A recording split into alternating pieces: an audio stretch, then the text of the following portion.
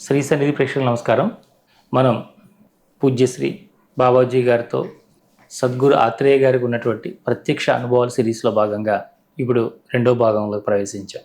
గత ఎపిసోడ్లో వారికి కుంభమేళాలో బాబాజీ గారు ఏ విధంగా దర్శనం ఇచ్చారు, అక్కడ ఎలాంటి అనుభవాలు పొందారో తెలియజేశారు.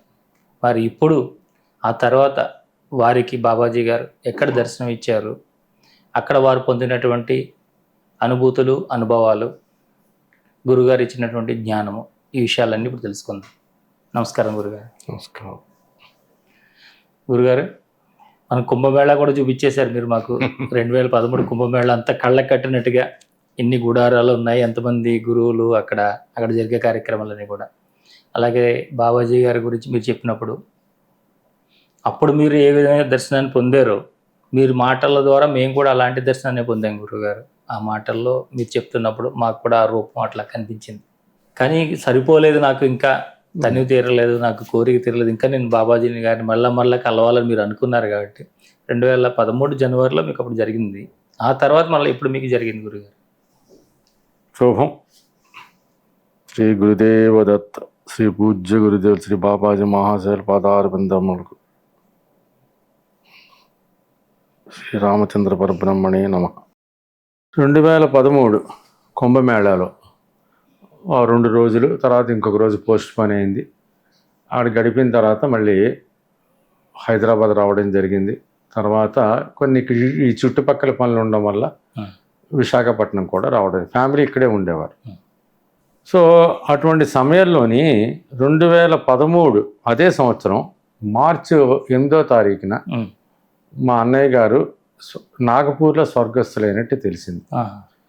3వ అన్నయ్య. సో ఆయన స్వర్గస్థులైనట్టు తెలిసింది. పిల్లలు ఫోన్ చేసి చెప్పారు. ఆయనకు 3 పిల్లలు. సో వెంటనే నేను మా మిస్సెస్ కూడా బయలుదేరి నాగపూర్ వెళ్ళిపోయాం. తెలిసిన వెంటనే వెళ్ళిపోయాం. ఈ పిల్లలందరూ కూడా కార్యక్రమాలు మొదలుపెట్టారు. నేనే అప్పుడు కొంచెం ఉన్నవాళ్ళు ధైర్యాన్ని ఇచ్చేవాడిని కాబట్టి సో దగ్గర నుండి కార్యక్రమాలు చేయించాను. అక్కడికి ఒక 208 కిలోమీటర్ల దూరంలో ముల్తాయి అనే ప్రాంతం ఉంది. బేతుల్ జిల్లా కింద వస్తుంది. మహారాష్ట్రలో ఉంది. మధ్యప్రదేశ్ ఇది, అది మహారాష్ట్ర. సో బేతుల్ జిల్లాలో ఉంది అది. సో అక్కడ తపతీ నది ఉద్భవించింది.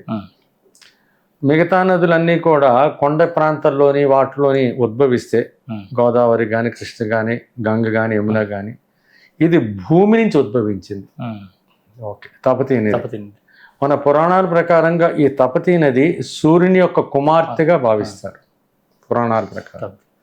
అది భూమిలోంచి బుడగ బుడగ బుడగ బుడగ బుడగ కింద చిన్న చిన్న ఊరుతున్నట్టు బయటకు వస్తూ ఉంటుంది. ఆ ప్రదేశాన్ని కూడా చూసాను. ఉద్భవించింది, తపతీ నది ఉద్భవించింది. అది అలాగ ఇలా పారుతూ ఆ పక్కనే పెద్ద ఒక దీని కింద తయారైంది, నది కింద. ఇంకా అక్కడి నుంచి ప్రవాహం మొదలుపెట్టింది. మధ్యప్రదేశ్, మహారాష్ట్ర, గుజరాత్ రాష్ట్రాల గుండా ప్రవేశించి అది అరేబియా మహాసముద్రంలో కలుస్తుంది తపతీ నది. దాన్ని అటు తాపి అని కూడా అంటారు, తపతీ నది. అటువంటి పుణ్య క్షేత్రంలో, ఆ ప్రదేశంలో ఈ పిల్లలు మా అన్నయ్య గారు వాళ్ళ తండ్రి గారు అస్థిక నిమజ్జనం చేశారు. సో వెనక్కి వచ్చేసాం. ఇంతకుముందు నేను ఆఫీస్ పని మీద నాగ్పూర్ వెళ్ళడం జరిగింది 2 సార్లు. నాగ్పూర్కి ఒక 15 కిలోమీటర్ల దూరంలో తాజుద్దీన్ బాబా గారి సమాధి మందిరం ఉంది, దర్గా. 2 సార్లు కూడా కుదరలేదు నాకు, లాంగ్ బ్యాక్. సో ఆఫీస్ పని చూసుకొని వెనక్కి వచ్చేయడం జరుగుతున్నది. అలా కాదు, ఏమాట ఎట్టి పరిస్థితిలో కూడా వెళ్ళాలి అని ఒక తీర్మానించుకున్నాను. అనుకున్నాను కానీ మైలు సొంత మా అన్నయ్యే కదా, వాళ్ళకి వర్తిస్తుంది, నాకు వర్తిస్తుంది. సో ఒక రకమైన సంశయానికి లోనయ్యాను. చాలా మదన పడిపోయాను. ఈ టైంలో వెళ్ళొచ్చా వెళ్ళకూడదా, వెళ్ళొచ్చా వెళ్ళకూడదా ఎంత ఆలోచిస్తున్నాడు. పూజ్య గురుదేవుల నుంచి నాకు ఎంతో ఒక సందేశం వచ్చింది. గురువుల వద్ద సంశయాలకి తావులేదు, వెళ్ళు అన్నారు. మనసులో ఒక రకమైన ఆలోచన కలిగింది.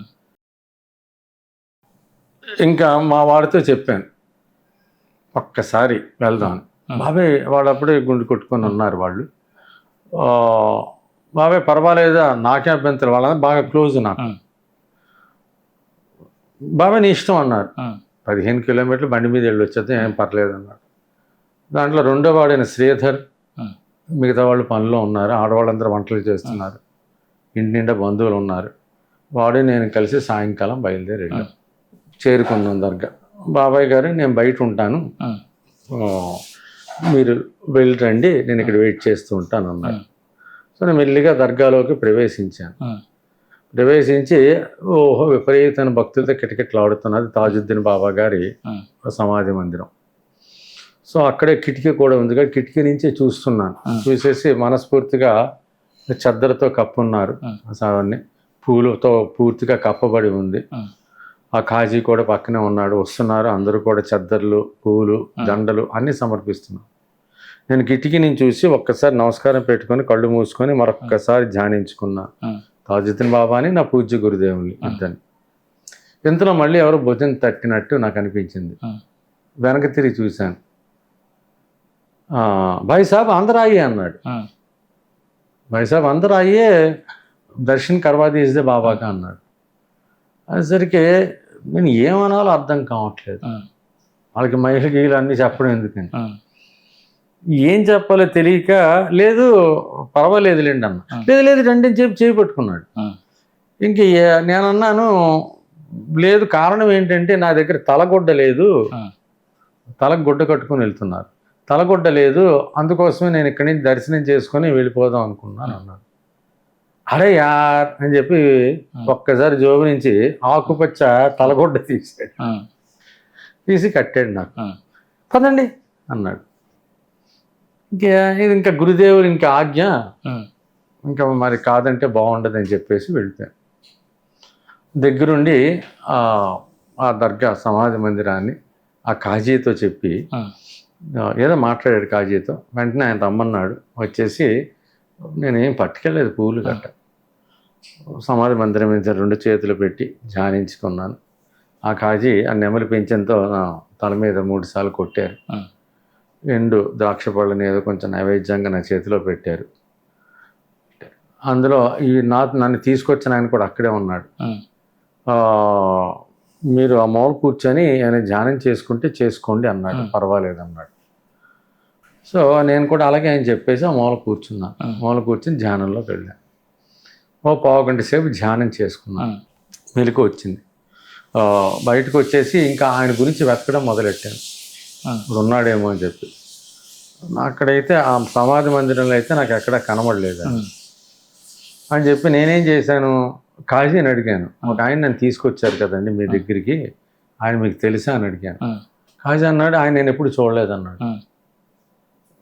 అన్న ఇంకా మీకు ఏదో చెప్పారు కదా అందాం అనుకున్నాం, కానీ ఎందుకు ఇంకా అర్థమైపోయింది నాకు, ఆయన నేను ఎప్పుడు చూడలేదని. ఓకే అని చెప్పి బయటకు వచ్చాను. బయటకు వచ్చి మొత్తం అంతా తిరిగాను. చాలా పెద్ద ఇది తిరిగి ఎక్కడా నాకు కనబడలేదు. ఇంకేం చేయాలో తెలియదు. పోలే ఆ తలగొడ్డని ఎవరికి ఇద్దామా అంటే అందరి దగ్గర తలగొడ్డలు ఉన్నాయి. ఇంకేం చేయాలో తెలియక ఆ తలగొడ్డని జోబులో పెట్టుకున్నాను. ఇంకెందుకు గురువు గారు ఆజ్ఞాను. తలగొడ్డని జోబులో పెట్టుకుని బయటకు వచ్చాను. బయటకు వచ్చి నేను మా అన్నయ్య కొడుకు శ్రీధరు వెనక్కి బయలుదేరాం. ఈ విషయాలన్నీ ముచ్చటించాను వాడితో. సంతోషం బాబాయ్, గురువుగారి అనుగ్రహం ఉంది కదా మీ మీద ఎప్పుడు కూడా అని, అందుకోసం అలా జరిగిందేమో అన్నాడు. ఇంటికి వచ్చేసాం. ఆడవాళ్ళందరూ వంట పనిలో బిజీగా ఉన్నారు, చాలామంది ఉన్నారు బంధువులు. మా మిస్సెస్ ఎక్కువగా కర్మ సిద్ధాంతాన్ని నమ్ముతుంది. మా నాన్నగారు పెళ్ళైన తర్వాత వాళ్ళ ఇంట్లో కావచ్చు, మా అత్తయ్య గారు మావయ్య గారు కావచ్చు, అలాగే మా నాన్నగారి దగ్గర ఎక్కువగా చాలా విషయాలు, ఎన్నో స్తోత్రాలు, పూజా విధానాలు అవన్నీ కూడా నాన్నగారు నేర్పారు పెళ్ళైన కొత్తలో. సో అవన్నీ మా నాన్నగారి దగ్గర నేర్చుకుంది. సో తను కూడా ఎక్కువ కర్మ సిద్ధాంతాన్ని నమ్ముతుంది, నేను ఎక్కువగా జ్ఞాన సిద్ధాంతాన్ని నమ్ముతాను. సో మా మధ్యన ఎప్పుడు కూడా రాలేదు. తను పూజ పునస్కారాలు అన్నీ చేసుకుంటూ ఉంటుంది, నేను జ్ఞాన మార్గంలో ఉంటూ ఉంటాను. ఒక రకంగా చెప్పాలంటే ఆమె లేని జీవితం శూన్యం. నాకు ఇది సపోర్ట్ ఉండబట్టే నేను ఎక్కడికి ప్రయాణం చేయాలన్నా తన్ను అనేది కాదు, బయలుదేరి వెళ్ళిపోతానంటే వెళ్ళండి, నేను జాగ్రత్తగా చూసుకొని రండి అని. ఆ రకంగా ఇంకా ఆమెకి చెప్పడం ఎందుకు ఆ టైంలో అని చెప్పేసి నేను ఆ తలగొడ్డని, ఆకుపచ్చ తలగొడ్డని నా సూట్ కేసు నా బట్టల కింద పెట్టేసి ఇంకా ఊరుకున్నా. సో 8వ రోజున మేమందరం కలిసి, మేము అందరం కలిసి రాజమండ్రి వచ్చాం.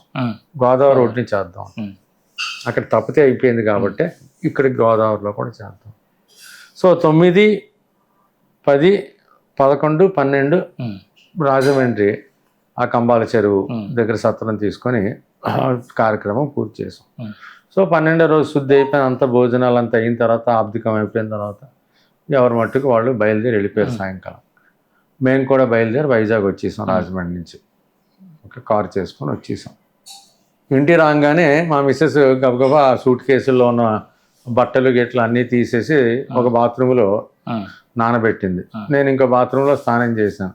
తను అన్నీ నానబెట్టేసింది అండ్ పిండేసింది అక్కడ బయట, అండ్ బాత్రూంలో స్నానం చేసి వచ్చేసింది. నేను కూడా స్నానం చేసి వచ్చాను. ఇల్లంతా సువాసనతో నిండిపోయింది. అటువంటి సువాసన కాదు, ఇల్లంతా. తను కంగారు పెట్టిపోయింది. నేను ఏంటి ఇంత సువాసన ఏంటని, ఇల్లంతా ఇంత సువాసన ఎక్కడి నుంచి వస్తున్నా. తీరా అన్ని వెతికేసరికి ఈ ఆకుపచ్చ తలగొడ్డ నుంచి వస్తున్నది ఆ సువాసన. సపరేట్గా నేను తీసి ఆరేసాం. ఇది తాజుద్దీన్ బాబా గారి అనుగ్రహము, పూజ్య గురుదేవుల ఆశీర్వాదము అనుకొని ఆరేసాం. ఈ రోజుకి, ఇది 2013లో జరిగింది, ఈ రోజుకి కూడా ఆ తలగొడ్డ నుంచి ఆ సువాసన వెదజల్లుతూనే ఉంది. ఎక్కడ తగ్గడం కానీ ఏమి. సో అది తెలుసుకొని దాన్ని బీరువాలో పెట్టేసి పవిత్రంగా ఇప్పటికీ ఆ తలగొడ్డ ఉంది. తాజుద్దీన్ బాబా గారు ఆయన ఆశీర్వాదంతో నాకు లభించిన తలగొడ్డ. ఇదొక నా జీవితంలో జరిగిన సంఘటన. సో ఆయన ఆశీర్వాదం కూడా, గురువుల ఆశీర్వాదం మెండుగా ఉందన్న విషయం నాకు అర్థమైంది. 2013 అలా గడిచిపోయింది.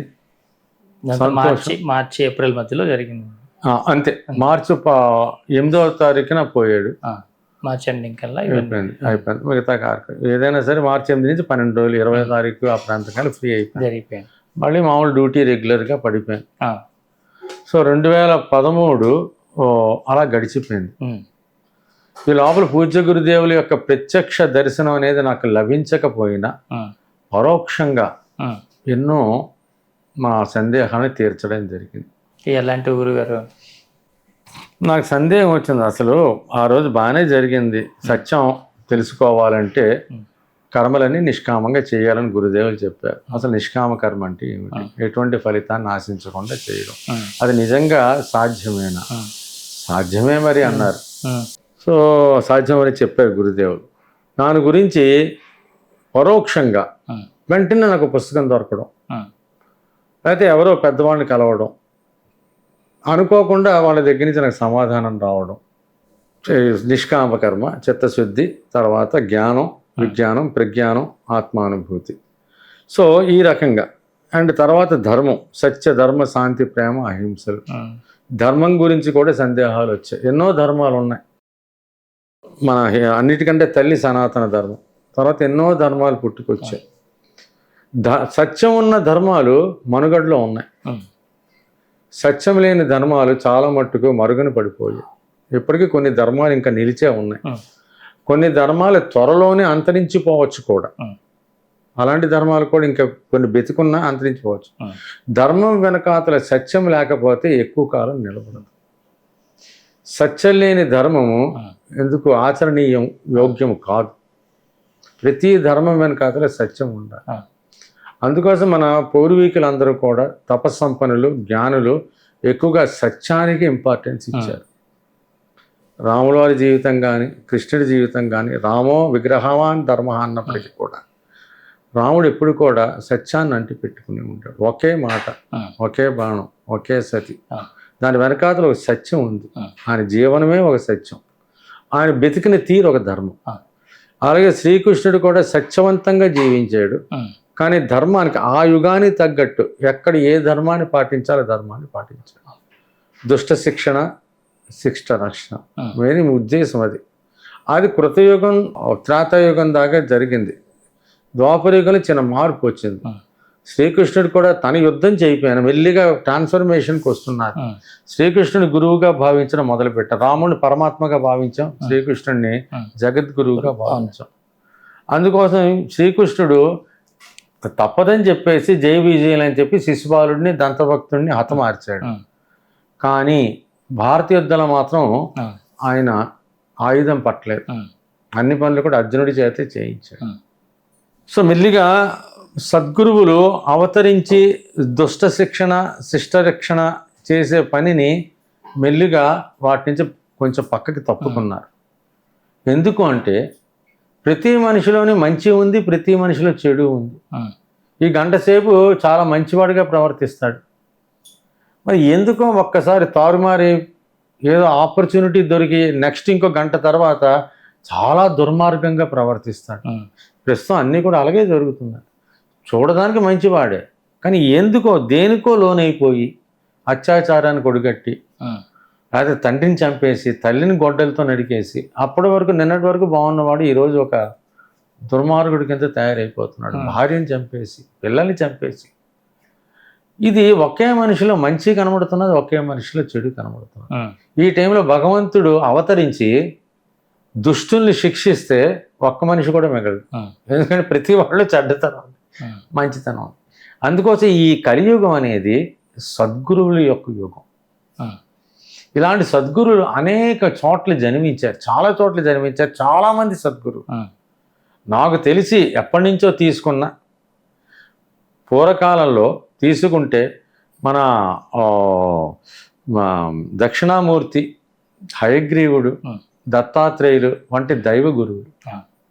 తర్వాత వచ్చేసి వశిష్ఠుడు, విశ్వామిత్రుడు, సాందీపని సాక్షాత్ దేవుడికే గురువుగా పరమాత్మగా గురువుగా వ్యవహరించారు.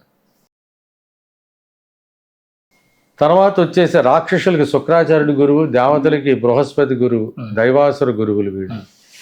తర్వాత ఇంకా వచ్చేసరికి ఎంతోమంది గురువులు. ఓకే, అక్కడ బ్రహ్మానంద గారి దగ్గర నుంచి మలయాళ స్వామి దగ్గర నుంచి ఆనందమయ్య మాత దగ్గర నుంచి అలా చెప్పుకుంటూ వస్తే శ్రీపాద శ్రీవల్లభుడు, నృసింహ సరస్వతి, మాణిక్య ప్రభు, స్వామి సమర్థ, షిరిడి సాయినాథుడు, స్వామి శివానంద, చిదానంద, టెంబే స్వామి, వాసుదేవానంద, తాజుద్దీన్ బాబా, ఇలాగా దునివాలా దాదా బాబా, ఇలాంటి వాళ్ళు, మన నిత్యానంద అని పాత నిత్యానంద గారు, పరమహంస నిత్యానంద గారు, ఆయన గణేష్పూర్లో సమాధి ఉంది. ఇలా ఎంతోమందిని తీసుకుంటే కొన్ని వేల మంది గురువులు ఈ ధరంలో అవతరించారు. మనుషులని సక్రమైన మార్గంలో ప్రవేశపెట్టడానికి తమ వంతు ప్రయత్నం చేశారు. చాలా మార్పులు తీసుకొచ్చారు మానవుని యొక్క ఆలోచనలోని, ఆధ్యాత్మిక పరిపక్వతలోని. ఏ రకంగా వెళితే మీరు ఆధ్యాత్మికతలో అనుభూతి పొందవచ్చు, పరమాత్మను అనుభూతి పొందవచ్చు. గురువు మిమ్మల్ని వెతుక్కుంటూ ఎలా వస్తాడు, ఎందుకోసం వస్తాడు, దానికి మీరు చెయ్యవలసింది ఏమిటి, ఇలాంటి ఎన్నో విషయాలను మనకు బోధించారు కూడా. అలాంటి ఎంతోమంది ఎగ్జాంపుల్స్ ఉన్నారు. ఈ తాజుద్దీన్ బాబా, షిరిడి సాయినాథుడు, దునివాలా దాదా, టెంబే స్వామి మనవాడు రాజమండ్రి నుంచి వెళ్ళారు, వాసుదేవానంద సరస్వతి అంటారు, ఆయన టెంబే స్వామి అని కూడా అంటారు. సో వీళ్ళందరూ సమకాలికులు, కొంచెం తేడాలో వాడు, కానీ ఒకే కాలంలో డిఫరెంట్ ప్లేట్లు కొన్నాళ్ళు జీవించారు. వాళ్ళు ఎప్పుడు కలుసుకోపోయినప్పటికీ, మాట్లాడుకోపోయినప్పటికీ ఒకటి విషయాలు ఒకటి ముచ్చటించుకునేవారు. ఈయన ఉన్నప్పుడు ఇలా ఉండేది అని వెళ్ళేవా, అక్కడికి వెళుతున్నావు, ఆయన దర్శించుకోనరా, నేను అడిగానని చెప్పు. అలాగే వాసుదేవన సరస్వతి, షిరిడి బాబా గారు కొబ్బరికాయ పంపించడాలు ఇవన్నీ జరుగుతాం. గురువులకి తెలుసు, అంటే గురువులు అందరూ ఒకటే. మనం వేరుగా చూస్తున్నాం, నా గురువు, మీ గురువు, ఆయన గురువు అని చెప్పుకుంటున్నాం తప్ప గురువులు అందరూ ఒకటే. వాళ్ళందరూ ఆత్మలు ఒకటే, మనుషులందరూ ఒకటే అన్నప్పుడు గురువులు వేరుంటారు. సో ఈ రకమైన ఇలాంటి ఎన్నో బోధలు చెప్పాలంటే అంతులేనిది. అదే మీకు పరిప్రశ్న గురుబాధ. నేను గురువు గారిని కొన్ని సమయాల్లో ప్రశ్నలు అడిగాను, చాలా ఇంపార్టెంట్ ప్రశ్నలు. దానికి ఆయన నాకు ఇచ్చిన సమాధానాలు, నేను ఒక 48 ప్రశ్నల దాకా అడిగాను. చాలా టఫ్ క్వశ్చన్స్. ఆయన చాలా సరళమైన ఆన్సర్ ఇచ్చేశారు. ఆ ఆన్సర్ కోసం అని చెప్పి పురాణాలు, ఉపనిషత్తులు తిరిగేసిన దొరకని సమాధానం వచ్చే సరళమైన ఒక వాక్యంతో ఆయన సమాధానం చెప్పడం జరిగింది. వాటన్నిటిని కూడా నందకంలో పొందుపరిచాను. ఓకే, అది మాహోర్లో జరిగింది. నేను అడిగిన మాహోర్లో. అంటే ఈ 2013 తర్వాత మళ్ళీ వారి దర్శనం ప్రత్యక్షంగా మీరు ఎప్పుడు పొందారు కదా? 2013 అయిపోయింది అక్కడతోని. ఆ సంవత్సరం అంతా ఇంకా పరోక్షంగానే నాకు సమాధానాలు చెప్పారు తప్ప ప్రత్యక్ష దర్శనం అనేది కుదరలేదు. 2014లో ఒక పని మీద నేను అకోలా పట్టణానికి వెళ్ళడం జరిగింది. మహారాష్ట్రలో అకోలాలో అగ్రికల్చరల్ యూనివర్సిటీ ఉంది. ఆ పని మీద అకోలా వెళ్ళడం జరిగింది. అక్కడ నా పని అయిపోయింది. తర్వాత అక్కడనే షేగాం ఉందనే విషయం నాకు తెలుసు. ఒక 32 కిలోమీటర్ల దూరం. మేము ఎప్పుడు దర్శనం చేసుకోవడం కుదరలేదు. అందుకోసం చెప్పి వెళ్ళొద్దాం అని చెప్పేసి కారు మాట్లాడుకొని వెళ్ళాను.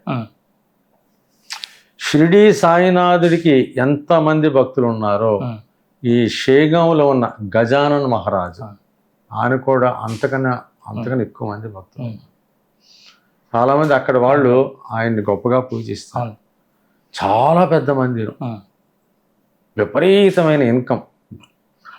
ఆ వచ్చిన డబ్బు ఆయన ఉన్నప్పుడు చెప్పాట, వచ్చిన డబ్బులు మాత్రం ఏ రోజుకి ఆ రోజు ఖర్చు పెట్టేయాలని చెప్పి ఆయన చిలిం పీలుస్తూ ఉంటారు. అలాగే ఖర్చు పెట్టారు. గుడి కాకుండా ఆనంద విహారం అని చెప్పేసి ఒక 25 ఎకరాల్లో కట్టారండి కాటేజెస్. సో ఎంత నీటి కాటేజ్, అంత నీటి కాటేజ్, శుభ్రంగా ఉద్యానవనం, పార్కు అన్నీ కూడా. అండ్ అక్కడ కూడా రోజుకి 15,000 మంది దాకా భోజనం చేస్తారు. పెద్ద వంటశాల, అంతా ఆటోమైజ్డ్, అంతా ఆటోమేటిక్. రొట్టెలు గిట్టెలు అన్నం అన్నీ కూడా ఆటోమేటిక్గా కరెంటు మీద గ్యాస్ మీద తయారైపోతూ ఉంటాయి. సో వెళ్ళాను. పైన ఆయన రామభక్తుడు, పైన రామ మందిరం, కింద గజానన్ మహారాజు సమాధి వెనక ఆయన యొక్క విగ్రహం కూడా పెట్టారు. బస్ట్ సైజ్ విగ్రహం, తలపాగా కట్టుకుని ఉన్నట్టు. పైన రాముడిని దర్శనం చేసుకున్నాను. కిందన వచ్చి గజానన్ మహారాజు గారి సమాధిని, ఆయన విగ్రహాన్ని దర్శనం చేసుకున్నాను. అంతా ఒకే చలువరాతితో కట్టింది, పైనుంచి కింద నుంచి పైదాకా. చాలా ఆనందానికి లోనయ్యాను. అంత వస్తుని ఆనంద్ విహార్ చూశాను. రాకముందు ఆనంద్ విహార్ తగులుతుంది. తర్వాత గుడికి వచ్చాను. గుడికి వచ్చిన తర్వాత అంతా అయిపోయింది. ఇంకా దర్శనం అయింది. భోజనశాలకి వెళదామని భోజనం వైపు బయలుదేరా. ఇంకా టైం ఉంది కానీ బయలుదేరా. ఇంతలో ఆత్రేయ అని పిలుపు మళ్ళీ చూసరికి పూజ్య గురుదేవులు ఆ మెట్ల మీద కూర్చొని ఉన్నారు. అయ్యో నా గురుదేవులు ఏంటి, నేను అనుకోకుండా దర్శనం వెంటనే వెళ్ళి సాష్టాంగ నమస్కారం చేసుకున్నాను. పూజ్య గురుదేవులు కూర్చోన్నారు, పక్కన కూర్చోబెట్టారు. ఎలా సాగుతుంది తత్వ సాధనలో సత్య శోధన? బాగానే జరుగుతున్నది గురువు గారు. మీరు ప్రత్యక్ష దర్శనం ఇవ్వకపోయినా పరోక్షంగా మీ నుంచి నాకు సందేశాలు వస్తున్నాయి, నా సందేహాలు తీరుతున్నాయి.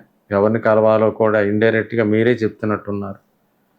ఆ టైం అలాగే జరిగిపోతున్నాయి. చాలా సంతోషం. అనుకోకుండా ఇటువంటి దర్శన భాగ్యాన్ని కలుగు చేశారు అన్నాను.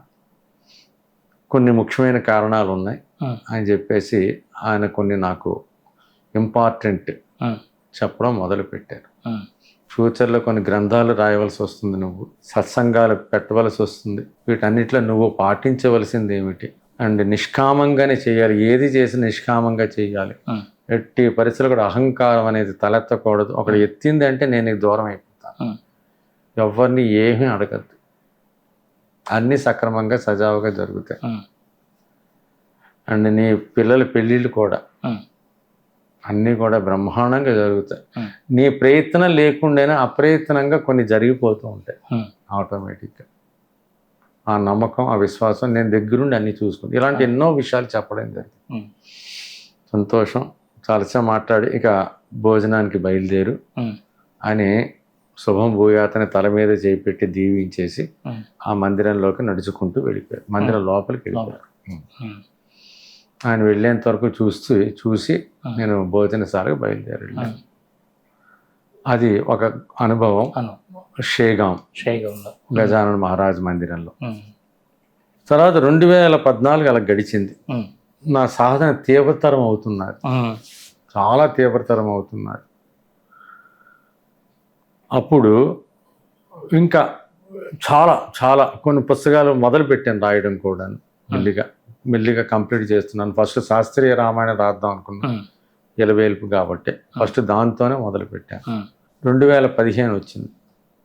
2015లో ఒక్కసారి బాబాజీ గుహలకి వెళ్ళాలని కోరిక కలిగింది. అప్పటిదాకా మీరు వెళ్ళలేదు. చాలామంది అందరూ చెప్తున్నారు మేము బాబాజీ గుహలకి వెళ్ళొచ్చాం, దర్శనం చేసుకున్నాం, చాలా ప్రశాంతతగా కలిగింది అని ఎంత చెప్తున్నారు. వాళ్ళ మాటలు విన్నప్పుడు నాకు ఆనందం కలుగుతున్నది. ఎందుకంటే వాళ్ళకి ఆల్రెడీ అనుభవం నేను ఎన్నో పొందున్నాను అప్పటికే. బాబాజీ గారితో అటువంటి బంధాన్ని నేను ఆల్మోస్ట్ పొంది అప్పటికే 3 సంవత్సరాలు దాటిపోయాను. ఎన్నోసారి దర్శనాలు కూడా జరిగాయి. కానీ వాళ్ళ యొక్క చెప్తున్నప్పుడు నాకు ఎంతో ఆనందం కలిగేది. ఓకే, నేను కూడా వెళ్ళాలి కదా ఒక్కసారి గుహల్ని. బాబాజీ గారు అక్కడే ఉంటారు చాలామంది చెప్పేవారు. నాకు అనిపించేది ఆయన అక్కడ ఉండడం ఏంటి, విశ్వమంతా ఉన్నారని చెప్పి నేను అనుకునేవాడిని లోపల. కానీ వాళ్ళ ఆనందాన్ని చూసి నేను మురిసిపోయేవాడిని. వెళదాం అనుకున్నా. అది పెద్ద ప్రయాణం అది. ఓకే, ఢిల్లీ వెళ్ళాలి. ఢిల్లీ నుంచి కత్గోడాం స్టేషన్, అదే లాస్ట్ రైల్వే స్టేషన్, బయలుదేరి వెళ్ళాలి. ఒక 6 గంటల ప్రయాణం ఢిల్లీ నుంచి కత్గోడాం నుంచి ఇంకా only by road. So Nainital మీదుగా వెళ్తుంది. ఓకే, అక్కడ నైనాదేవి ఉంటుంది, చాలా ఆహ్లాద ప్రదేశం. అండ్ అదే నైనాదేవి ఇది ఉత్తరాఖండ్, అదే నైనాదేవి హిమాచల్ ప్రదేశ్లో కూడా ఉంది. 2 నైనాదేవిలు ఉన్నాయి. ఇక్కడ 2 ముఖాలతో దర్శనం ఇస్తారు అమ్మవారు. సో అవయా నైనితాల్ మీదుగా వెళ్ళాలి. సో ఎనీవే మొత్తానికి ఎలా అన్నీ ఆ ప్లాన్ అంతా రెడీ చేసుకున్నాను. చాలా డబ్బుతో కూడుకున్న ప్రయాణం అది. ఫ్లైట్ టికెట్లు, మన ట్రైన్లో వెళ్తే 30 గంటల ప్రయాణం ఢిల్లీ. టైం చాలా వేస్ట్ అవుతుంది. ఎలాగా అని చెప్పి అలా వెయిట్ చేస్తున్నాను. కరెక్ట్గా 1 వారం రోజుల తర్వాత మా సిఇఓ గారు ఫోన్ చేసి, ఎప్పుడో మనం కొటేషన్ ఇచ్చాం కదా Indira Gandhi national open university IGNOU Delhi, ఒక్కసారి రమ్మని నా కబురు వచ్చింది. శాస్త్రి అర్జెంటుగా బయలుదేరి వెళ్ళాను.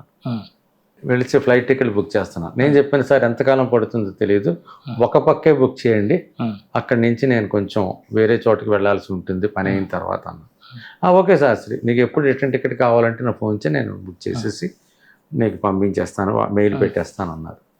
సో బట్ టికెట్ బుక్ చేసి అడ్వాన్స్ కూడా పంపించేస్తారు. సార్ అడ్వాన్స్ వచ్చేది. ఇంకేంటి అనుకోకుండా జరిగింది 1 వారం రోజుల్లో. అనుకున్నాను గురుదేవా నువ్వు అన్నట్టు ఏదో ఒకటి చేస్తాం మొత్తానికి ఆ ధైర్యం నాకు ఉంది. 1 వారం రోజులు ఇలా ఫోన్ వచ్చింది. ఇంకా బయలుదేరి ఢిల్లీ వెళ్ళాను. ఇగ్నోలో 2 రోజులు పని అయింది.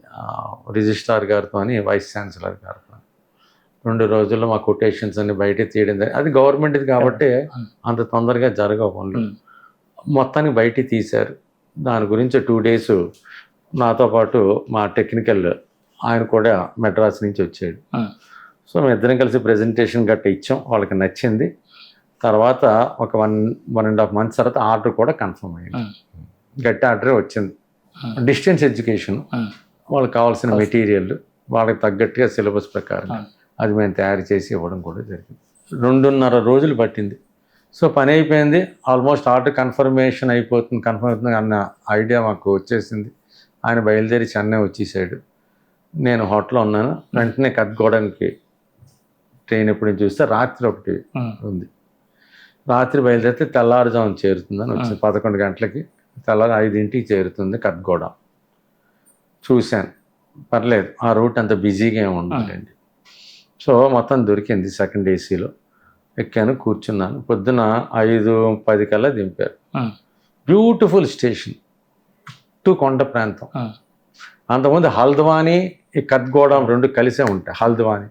హల్ద్వానీ అంతా కూడా ఈ అమ్మవారు బంతుల్లాగా ఉంటాయి చూసారా, కదంబ పువ్వులు. మొత్తం ఊరంతా అవే చెట్టు.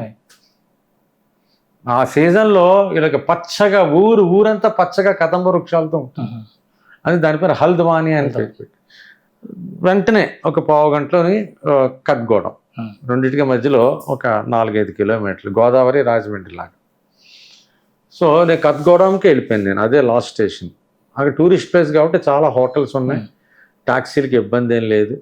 నేను రైల్వే స్టేషన్లోనే సెకండ్ ఏసీ కాబట్టి ఏసీ వెయిటింగ్ రూమ్లో ఫ్రెష్ అయిపోయాను, స్నానం గట్ట చేసుకొని బయటకు వచ్చాను. బయటకు వచ్చరికి ఒక్కటి వెంటనే ఆ ట్యాక్సీ వాడు 4-5 మంది వచ్చారు. నేను ఆలోచించాను, బస్సులో ప్రయాణం చాలా కష్టం, ఫ్రీక్వెన్సీ ఉండదు, అంత కొండ ప్రాంతం, అంత ఘాట్ సెక్షన్. ఇంకా అవన్నీ ఇంకా మానుకోవడం కష్టం. మధ్యలో నైనితాల్ చూడాలి అండ్ కైంచి ధామ్ అని చెప్పి నీమ్ కరోలి బాబా చాలా ఫేమస్ అక్కడ. ఆయన 108 ఆంజనేయ హనుమంతుని మందిరాలు నిర్మించారు ఆ చుట్టుపక్కల. ఆయన తర్వాత ఆయన సమాధి మందిరం బృందావన్ ఉత్తరప్రదేశ్లో ఆయన సమాధి చెందారు. అక్కడ ఆయన్ని హనుమంతుని అవతారంగా భావిస్తారు. నీమ్ కరోలి బాబా, నీప్ కరోలి బాబా ఎలా పిలిచినా పర్వాలేదు. అన్నీ కూడా సంకట్ మోచన్ హనుమాన్ మందిర్ ఆ పేరు మీదే ఉంటాయి. అక్కడ ఉన్న ప్రతి ఊర్లో కూడా ఈయన కట్టించాడు. ఆ చుట్టుపక్కల ఉన్న ప్రతి ఊర్లో కూడా. ఆయన కొన్నాళ్ళ పాటు ఆయన ఉన్న ఆశ్రమం కైంచి ధామ్ అంట. అక్కడ చాలా కాలం ఉన్నారు, భక్తుల్ని మాట్లాడుతుండేవారు అన్ని కూడా.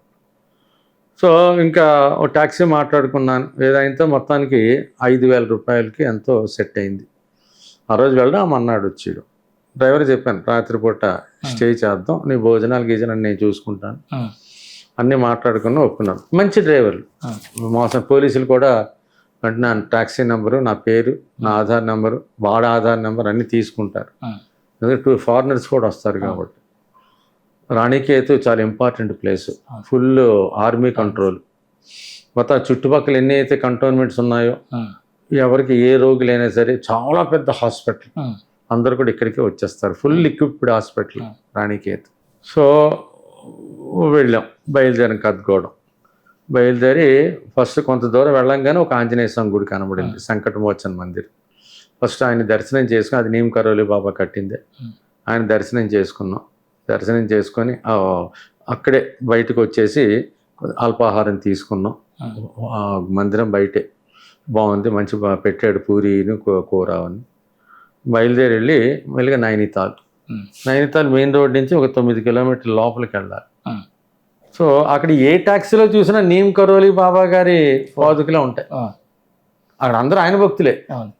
ఆ ట్యాక్సీ ముందు ఆ డాష్ బోర్డ్ మీద కంపల్సరీ ఆయన పాదుకలు, వెండివో ఏదో ఒకటి పెట్టుకొని అందరూ ఆయన భక్తులే, అంతా పూజించారు ఆయన. సో నైనిటాల్ అమ్మవారు వెళ్ళాను. అండ్ సరస్సు వెనకాతల మందిరం. ఒక గంట సేపు పట్టింది, జనం గట్టిగానే ఉన్నారు. అక్టోబర్ నెల కాబట్టి కొంచెం వాతావరణం చలి కాకుండా ఇటు కాకుండా ఉంది. సో అమ్మవారిని దర్శనం చేసుకొని ఇంకా మళ్ళీ ముందుకు బయలుదేరాం. కైంచి ధామ్ వచ్చింది. కైంచి ధామ్లో ఒక్కసారి పెద్ద ఆశ్రమం కాదు, చిన్న ఆశ్రమమే, కానీ అక్కడ చాలా కాలం ఉన్నారు. అన్ని మందిరాలు ఉన్నాయి, రాముల వారిది, దుర్గాదేవిది, వినాయకుడిది, అన్ని మందిరాలు, అన్నీ పాలరాతితో చేసినవి. అది దర్శనం చేసుకున్నాం. అక్కడే భోజనం చేసాం. భోజనం చాలా బాగా పెట్టారు. తర్వాత బయలుదేరాం, రాణికే చేరుకున్నాం. సాయంకాలం 5:30-6 అయిపోయింది. అంత ఘాట్ సెక్షన్. 6ంటికి వెళ్ళాం. ఆయన ఒకసారి రాణికే చూపెడతాను చూడండి అన్నాడు. ఇంకా చీకటి పట్టే సమయంలో మొత్తం రాణికేత్ అంతా, దాన్ని క్వీన్స్ మేడో అంటారు, రాణి గారి తోట. సో అంత అందంగా ఉంటుంది. రాణి గారు కొన్నాళ్ళు ఉండేవారు. క్వీన్ ఎలిజబెత్ ఇండియా వచ్చినప్పుడల్లా ఈ రాణికేతులో కొంతకాలం గడిపేవారు, అందుకని క్వీన్స్ మెడోస్ అంటారు. సో అక్కడికి వెళ్ళాను, రాణికే దర్శనం చేసుకుని. ఎక్కడ చూసినా ఆర్మీ వాళ్ళు, మిలిటరీ వాళ్ళు, కంటోన్మెంట్స్. అక్కడ 3 కంటోన్మెంట్స్ ఉన్నాయి. ఒకటి నాగా కంటోన్మెంట్, ఇంకొక కంటోన్మెంట్ పేరు ఉంది. 3 కంటోన్మెంట్లు కూడా రాణికేతులు ఉన్నాయి. సో మొత్తం అన్నీ చూపించాడు బ్యూటిఫుల్గా. హాస్పిటల్ అన్నీ చూపించిన తర్వాత, సార్ బయలుదేరదామా, ద్వారాహట్లో స్టే చేస్తారా లేకపోతే ఇక్కడ స్టే చేస్తారా? అప్పటికే చీకటి పడింది. డ్రైవర్ రెడీగా ఉన్నాడు యాక్టివ్గా. ఆయన కూడా అలసిపోయాడు ఘాట్ సెక్షన్లో. లేదు రాణికేతులో స్టే ఇచ్చారు. ద్వారాహట్లో అయితే యోగద సత్సంగ సొసైటీ వాళ్ళ ఆశ్రమం ఉంది, కొన్ని గదులు కూడా ఉన్నాయి. అక్కడ స్టే చేస్తానన్నా పర్వాలేదు. కానీ దొరుకుతాయో దొరకవో తెలియదు. చూసారు ఇప్పుడు ఎంతమంది జనం ఉన్నారు. నైనిటాల్లో ఉన్నారు, కైంచి ధామ్లో ఉన్నారు. సో అక్కడ కూడా ఉండొచ్చు. మరి రూమ్ దొరకకపోతే చిన్న చిన్న హోటల్స్లో ఉండాలి, పెద్ద ఊరేం కాదు ద్వారాహట్. ఇంకెందుకులే అని చెప్పి, ఎంత అంటే పర్లేదు సార్, మనం తొందరగా బయలుదేరితే 1:40 వెళ్ళిపోవచ్చు. పర్లేదు, చాలా టైం ఉంది కదా అని రాణికేతులని నందాదేవి హోటల్లో స్టే చేశాను. పొద్దున్నే నాకు 5ంటికే మెలకు వచ్చింది. కొంతసేపు ధ్యానం చేసుకున్నాను. 6-6:30 ప్రాంతంలో కిందకి దిగిపోయాను. అప్పటికే డ్రైవర్ లేచిపోయి స్నానం చేసి శుభ్రంగా కారు అంతా క్లీన్ చేసి పెట్టుకున్నాడు. సో బయలుదేరాం. ద్వారాహట్టు చేరుకున్నాం 1:40 అని చెప్పినట్టుగా. సో అక్కడి నుంచి యోగదా సత్సంగం బయట నుంచే చూశాను నేను. లోపల జనం ఉన్నారు. జనం అంతా కూడా మళ్ళీ బయలుదేరుతున్నారు గుహలు చూడడానికి. వాళ్ళదే ట్రాన్స్పోర్టేషన్ కూడా ఉంది, తీసుకెళ్ళి వదిలేసి ఆ బ్యాచ్లకి తీసుకెళ్తాం. వాళ్ళు అక్కడి నుంచి దిగి వచ్చిన వాళ్ళని కుక్కుచిన దాకా తీసుకెళ్తాం. కుక్కుచిన నుంచి నడవాలి. అందుకోసం వీళ్ళు దింపేలోగా వాళ్ళు వస్తారు, వాళ్ళని ఎక్కించుకొని మళ్ళీ వెనక్కి రావడం, కొత్త వాళ్ళు తీసుకొని అలాగ షటిల్ చేస్తుంటారు. కానీ కారు ఉంది కాబట్టి మంచి పని చేసానేమో అనుకున్నాను. సో ద్వారాహట్లో అల్పాహారం తీసుకొని కుక్కుచిన వెళ్ళాం. కుక్కుచిన ట్రెక్కింగ్ ఏరియా అంటారు. అది చాలామంది ట్రెక్కింగ్ చేస్తూ ఉంటారు. సో అక్కడ దిగి డ్రైవర్ అన్నాడు, చాలా కార్లు ఉన్నాయి సార్, ఇక్కడ నేను పార్క్ చేసుకుంటాను, మీరు వెళ్ళండి, కంగారేం లేదు, మెల్లిగా దర్శనం చేసుకుని రండి, రాత్రికి కదా వెళ్ళాల్సింది కట్గూడెం, మంచివాడు డ్రైవర్, పర్వాలేదు అన్నాడు. సో అక్కడి నుంచి మెల్లిగా నడక ప్రారంభించాను. అందరు నడుస్తున్నారు, నేను నడుస్తున్నాను. అక్కడి నుంచి ఒక 3.5 కిలోమీటర్ దాకా నడవలసి వస్తుంది, మెల్లిగా నడవలసి వస్తుంది. నడిచి మొత్తం గుహలకి చేరుకున్నాం. సో బాబాజీ గారి గుహలు వచ్చాయి. ఎదురుగుండా ఒక పెద్ద బిల్డింగ్ కూడా కట్టారు. గుహలు మాత్రం అలాగే ఉన్నాయి, కానీ గోడలంతా కూడా శుభ్రంగా రాళ్లతోని మళ్ళీ తాపడం చేసి పటిష్టంగా చేశారు. ఒక ఇనప గేట్ బిగించి ఉంది. పైన హిందీలో ఇంగ్లీష్లో యోగదా సత్సంగ సొసైటీ రాసి బాబాజీ శ్రీ బాబాజీ మహాశయ్ కేవ్స్ అని రాసి, శ్రీ బాబాజీ కేవ్స్ అని చెప్పి రాసి ఉంది బోర్డు. అలాంటి 2-3 గుహలు ఉన్నాయి కొంచెం దూరంగా. కానీ మెయిన్గా బాబాజీ గారి గుహ ఏదో అక్కడికి వెళ్తున్నారు. కింద చేప గట్టపరిచి నీట్గా పెట్టారు గుహ. అండ్ వెళ్ళేసి కింద కూర్చొని ధ్యానం చేశాం. ఒక 5 నిమిషాల్లో ఏమైందో నాకు తెలియదు, శరీరం విపరీతమైన తేలిక పడిపోయింది. ఒక్కసారి నాకు విశ్వం అంతా గోచరిస్తున్నాను. ఆ ఖగోళ మండలాలు, నక్షత్రాలు తిరగడము, పరిభ్రమణ అండ్ అన్నీ కనబడుతున్నాయి.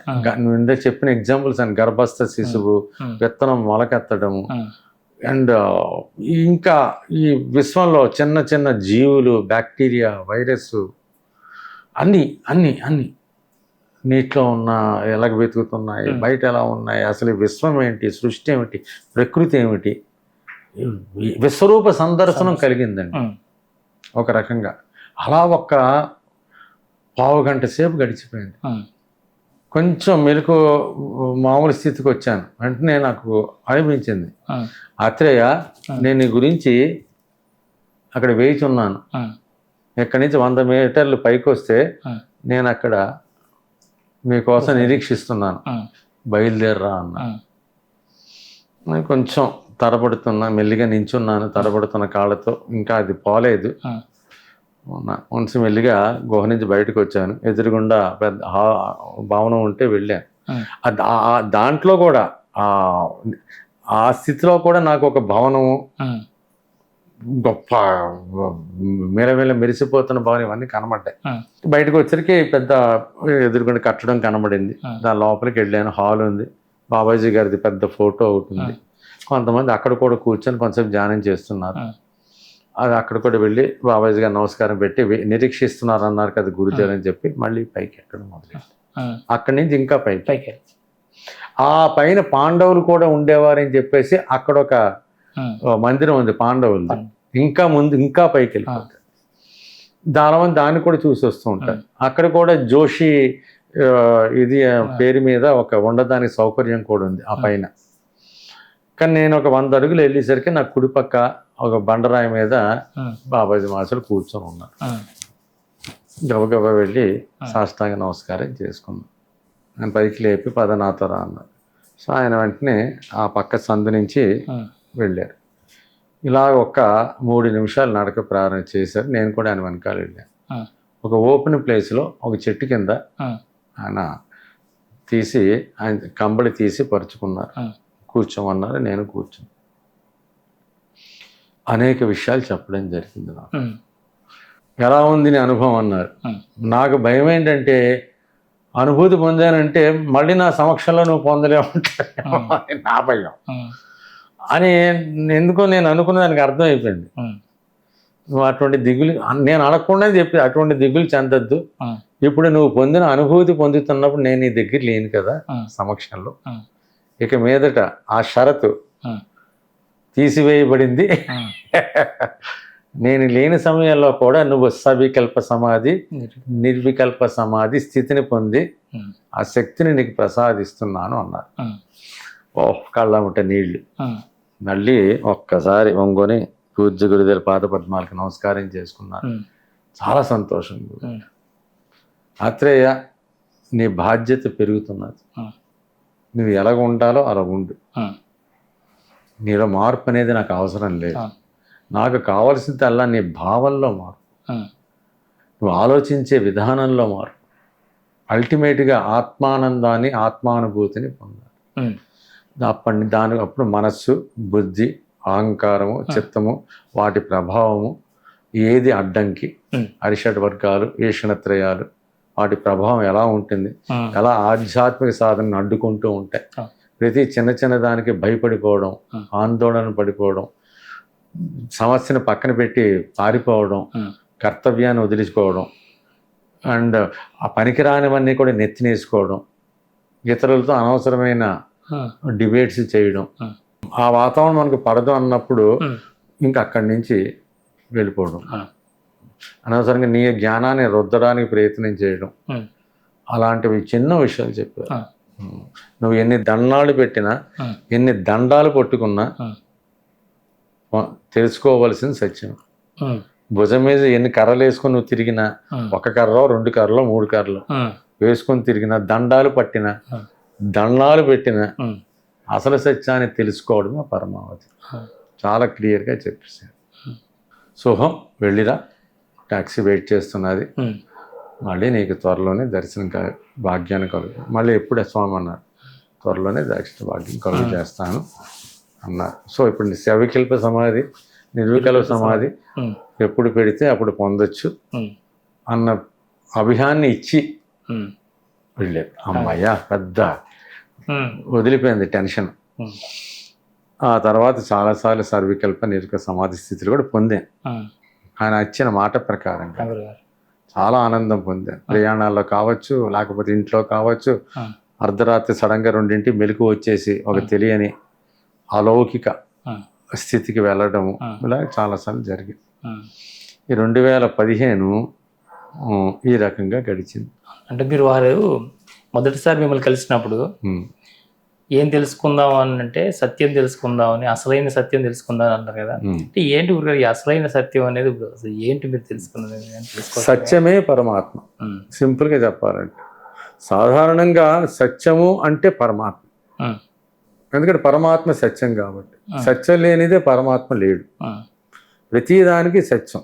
సత్యం అంటే వాక్ సత్యం అని కాదు, మన వాడుకలో ఉన్న వాక్ సత్యం కాదు.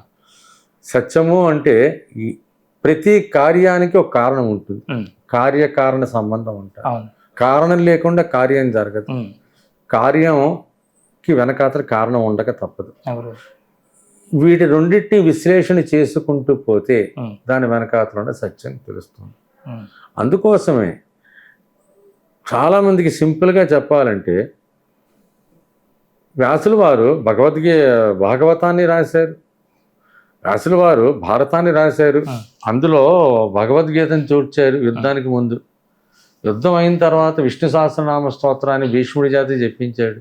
తానే స్వయంగా భగవద్గీత చెప్పిన జగద్గురువు భీష్ముడి చేత విష్ణు సహస్రనామ తన సమక్షంలో కృష్ణుడు ఉంటుండగా, కృష్ణుడు పాండవులు ఉంటుండగా భీష్ముడు చెప్పడం జరిగింది, కృష్ణుడు ఎదురుగానే. సో అక్కడ కృష్ణుడు ఉన్నాడు గీత, ఇక్కడ కృష్ణుడు ఉన్నాడు విష్ణు సహస్రనామంలో. సో అలాగ రాసిన వ్యాసుడు బ్రహ్మసూత్ర భాష్యాలు రాశాడు. బ్రహ్మసూత్రాలు భాష్యాలు రాసిన వ్యాసుడు పురాణాలు కూడా రచించాడు. అష్టాదశ పురాణాలు చాలా కన్ఫ్యూజింగ్ సబ్జెక్టు పురాణాలు. ఎవడు ఇష్టం వచ్చినట్టు దాన్ని వాడుకోవచ్చు, అన్వయించుకోవచ్చు, కొన్ని యాడ్ చేయొచ్చు, కొన్ని తీసివచ్చు, ఏమైనా చెప్పచ్చు. ప్రజలు కూడా నమ్ముతారు, బాగుంటుంది, కథలాగా ఉంటుంది కాబట్టి. తర్వాత మర్చిపోతారు, అది వేరే విషయం. విన్నంత వరకు జ్ఞాపకం ఉంటుంది. ఆ మన్నాడు ఏం జరిగిందని చెప్పరు. వీడి తమ్ముడు వాడు, వాడు తమ్ముడు వీడిని. సో ఇవన్నీ బాగానే ఉంటుంది. కానీ వీటన్నిటికీ పురాణాలు కావచ్చు, ఇతిహాసాలు కావచ్చు, రామాయణ మహాకావ్యాలు కావచ్చు, భగవద్గీత కావచ్చు, బ్రహ్మసూత్ర భాషలు కావచ్చు, వీటి వెనక అందరూ వినడమే తప్ప వీటి వెనకాతనున్న సత్యాన్ని గ్రహించలేక ప్రతి దాని వెనకాల సత్యము లేనిదే జడము లేదు, జీవము లేదు. ప్రతి జడ పదార్థాన్ని వెనకాతల చైతన్యం ఉంటుంది, ప్రతి జీవ పదార్థం వెనకాతల ఆత్మ ఉంటుంది. జడ పదార్థం లేనిదే జీవ పదార్థం లేదు. మన అందరూ కూడా బతుకుతున్న జడ పదార్థాల మీదే. ఒక రకంగా చెప్పాలంటే బియ్యము, ధాన్యము, ఆకుకూరలు ఇవన్నీ కూడా. కానీ వాటిలో చైతన్యం ఉంది, దానివల్ల బతుకుతున్నాం. మానవుడు వాడని వస్తువు అంటే అన్ని జడ పదార్థాలు వాడుతున్నాడు. ఇనుము, ఉక్కు, నికిలు ఇవన్నీ అన్ని భూమి నుంచి వస్తున్నాయి. పెట్రోలు, డీజిల్ అన్నీ కూడా. సో వాటిలో చైతన్యం ఉంది కాబట్టి. సో అలాగే జీవులలో ఉన్న చైతన్యాన్ని ఆత్మ అంటారు. ఇవి రెండింటికి మధ్యన అవినాభావ సంబంధం ఉంది. ఆ అవినాభావ సంబంధమే సత్యం. సో కార్య కారణ సంబంధాన్ని రెండింటినీ కలిపేది సత్యం. సత్యం వద ధర్మంచర వేదములు. ఓకే. సత్యం జ్ఞానం అనంతం బ్రహ్మ ఉపనిషత్తులు. సత్యమే చుక్కాని బ్రహ్మసూత్రములు. సత్యమే నన్ను ఇంత వాడిని చేసింది జొరాస్ట్రియన్. ఏకం సత్ విప్రా బహుదా వదంతి. ఉన్నది ఒకటే సత్యం, పండితులు నానా రకాలుగా చెప్తారు శంకరాచార్యులు. నిష్కామ కర్మకి మూలం సత్యం రామానుజాచార్యులు. నారాయణ మంత్రాన్ని అందరిని పిలిచి మరీ చెప్పేశాడు. గురువుగారు వద్దంటున్నా సరే, నీ తల 1000 ముక్కలు అయిపోతుంది, ఎవరికి చెప్పొద్దు, నీకు ఒక్కడికి చెప్తున్నా, దానివల్ల నువ్వు మోక్షం పొందుతావని. ఈయన తినకుండా నేను ఒక్కడనే మోక్షం పొందడం ఏంటి, బయటకు వచ్చి ఆలోచించాడు.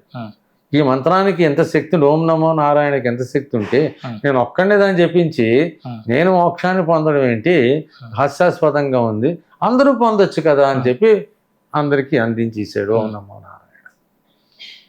ఎందుకు అందించకూడదు? గురువుగారికి ఆయనకు గొడవ కూడా జరిగింది, బహిష్కరించేశారు కూడా, ఆయన పక్కన పెట్టేశారు. అంతే నిష్కామ కర్మ, అందరూ పొందాలి ఆనందాన్ని. నేను ఒక్కడిని అనుభవించడం కాదు, తనకు సంపాదించిన జ్ఞానాన్ని 10 మందికి పంచి. సో భగవంతుడికి నాకు ఉన్న సంబంధము సత్యమే. మధ్వాచార్యులు వారు ద్వైతం, ఈయన విశిష్టాద్వైతం, ఆయన అద్వైతం. నా పుట్టుక కారణం సత్యమే సుమి. Muhammad prophet, peace be upon him, Muhammad ప్రవక్త.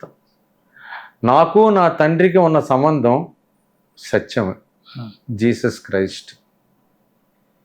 అహింసకి మూల కారణం, మూల బీజం సత్యమే, మహావీర జైనుడు.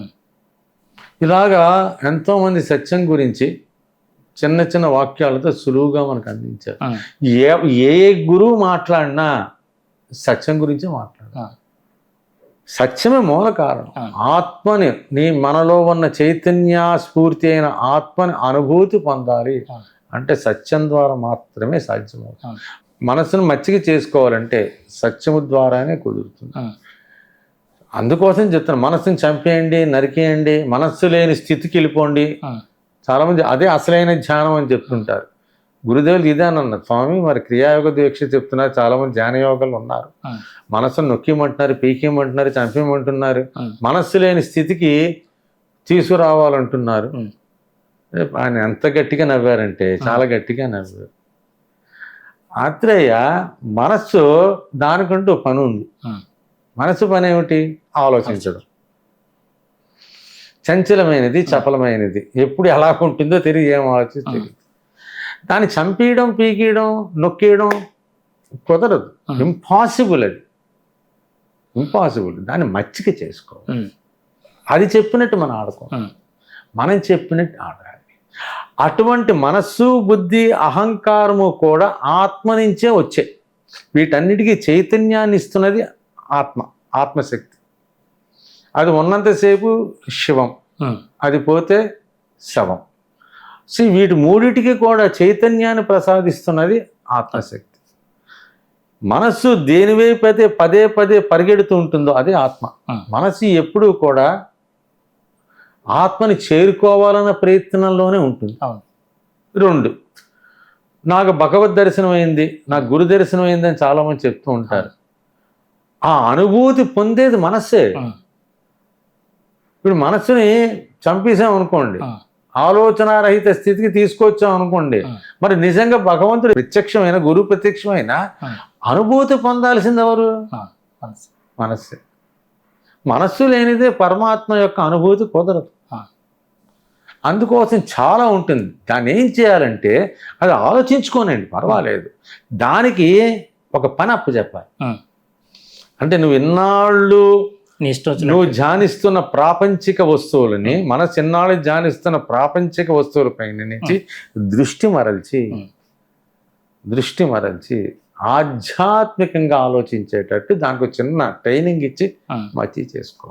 అప్పుడు ఇన్నాళ్ళు బయట ఆలోచించడం దాని పని, ఇన్నాళ్ళు ఇది ఆలోచిస్తున్నది, ఇప్పుడు దానికి ఏమి ఇచ్చాం మనం? ఇది ఇచ్చాం, దీని గురించి ఆలోచిస్తూ ఉంటుంది. అప్పుడు మనసు కొంచెం పల్చబడుతుంది. మనస్సు నువ్వేం గొప్పతనం అనుకోవద్దు, నిన్ను నడిపేది ఆత్మశక్తే అని చెప్పి మనసుకు ఒక్కసారి మనం చెప్పాం అనుకోండి, అమ్మ ఇంతేనా, ఇంతే వీకా, ఇంతేనా అని చెప్పి మనసు ఎప్పుడైతే భావనలోకి వచ్చిందో కొంచెం వీక్ అవుతుంది. ఇప్పుడు జరుగుతున్న యుద్ధంలాగే అన్ని కొట్టేసాను, ఈయన కొట్టేసాను అన్ని అమెరికా అంటున్నా, ఇరాన్ కూడా వదలట్లేదు. ఇప్పుడు యుద్ధం ఆపడం ఎలాగో ట్రంప్కి అర్థం కావట్లేదు. ఏ రకంగా ఆపుదామంటే ఓడిపోయామంటారు, ముందుకు వెళదామంటే చాలా ప్రాబ్లమ్స్ ఉన్నాయి. అలాగే ఉంటుంది. ఒక లెవెల్కి వెళ్ళిన తర్వాత బయటికి రాయడం, ముందుకు వెళ్ళడం.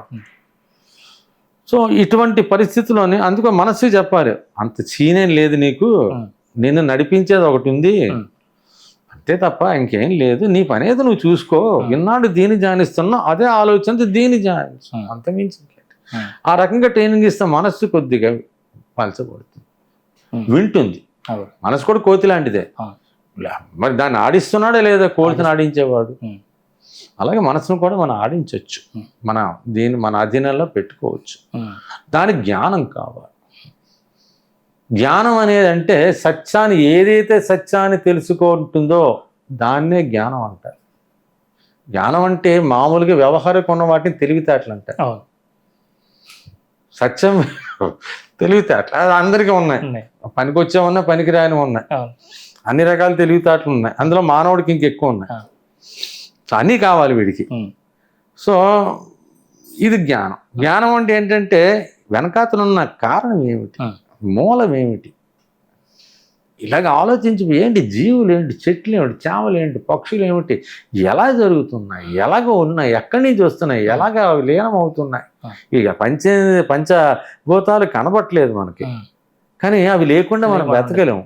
కొన్ని కనబడుతున్నాయి, కొన్ని కనబట్టలేదు. ఒక్కకి దానికి ఒక శక్తి ఉంది. 5 పంచభూతాలకి 5 ఎన్నో శక్తులు ఉన్నాయి. వాటి వల్ల మనం బ్రతుకుతున్నాం. ఆక్సిజన్ గాలిలో కలిసిపోయి ఉంది, గాలి పీల్చుకొని ఆక్సిజన్ మాత్రమే తీసుకుంటుంది. ఊపిరితిత్తులో కార్బన్ డైఆక్సైడ్ బయటకు వస్తుంది. దానికి శక్తిని ఎవరిచ్చారు? లంగ్స్కి కేవలం ఆక్సిజన్ గ్రహించే శక్తిని ఎవరిచ్చారు? రక్తాన్ని శుద్ధిపరిచే శక్తిని ఎవరిచ్చారు? ఏ శక్తితో గుండె కొట్టుకుంటున్నారు, అదొక మిషనే. దాని వెనకాల శక్తి ఉంది. బ్యాటరీ ఏదో ఉండాలి కదా, మన బొమ్మకైనా బ్యాటరీ అయినా ఉండాలి. మరి ఏ బ్యాటరీ ఏమిటి? పుట్టిన దగ్గర నుంచి మరణించేదాకా గుండె కొట్టుకుంటూనే ఉంటుంది. దానికి శక్తి ఎవరు ఇచ్చారు? నిద్రపోవడానికి శక్తిని ఎవరు ఇచ్చారు? ఆహారం తిన్నదాన్ని అరిగించుకునే శక్తిని ఎవరు ఇచ్చారు? మైథునం, ప్రొడక్షన్, పిల్లల్ని పుట్టించే శక్తిని మానవుడు పుట్టిస్తున్నాడు. మానవుడే ఇంకో సృష్టి చేస్తున్నాడు, భగవంతుడు చేయడం కాదు, మానవుడే సృష్టి చేస్తున్నాడు ఒక రకంగా చెప్పాలంటే.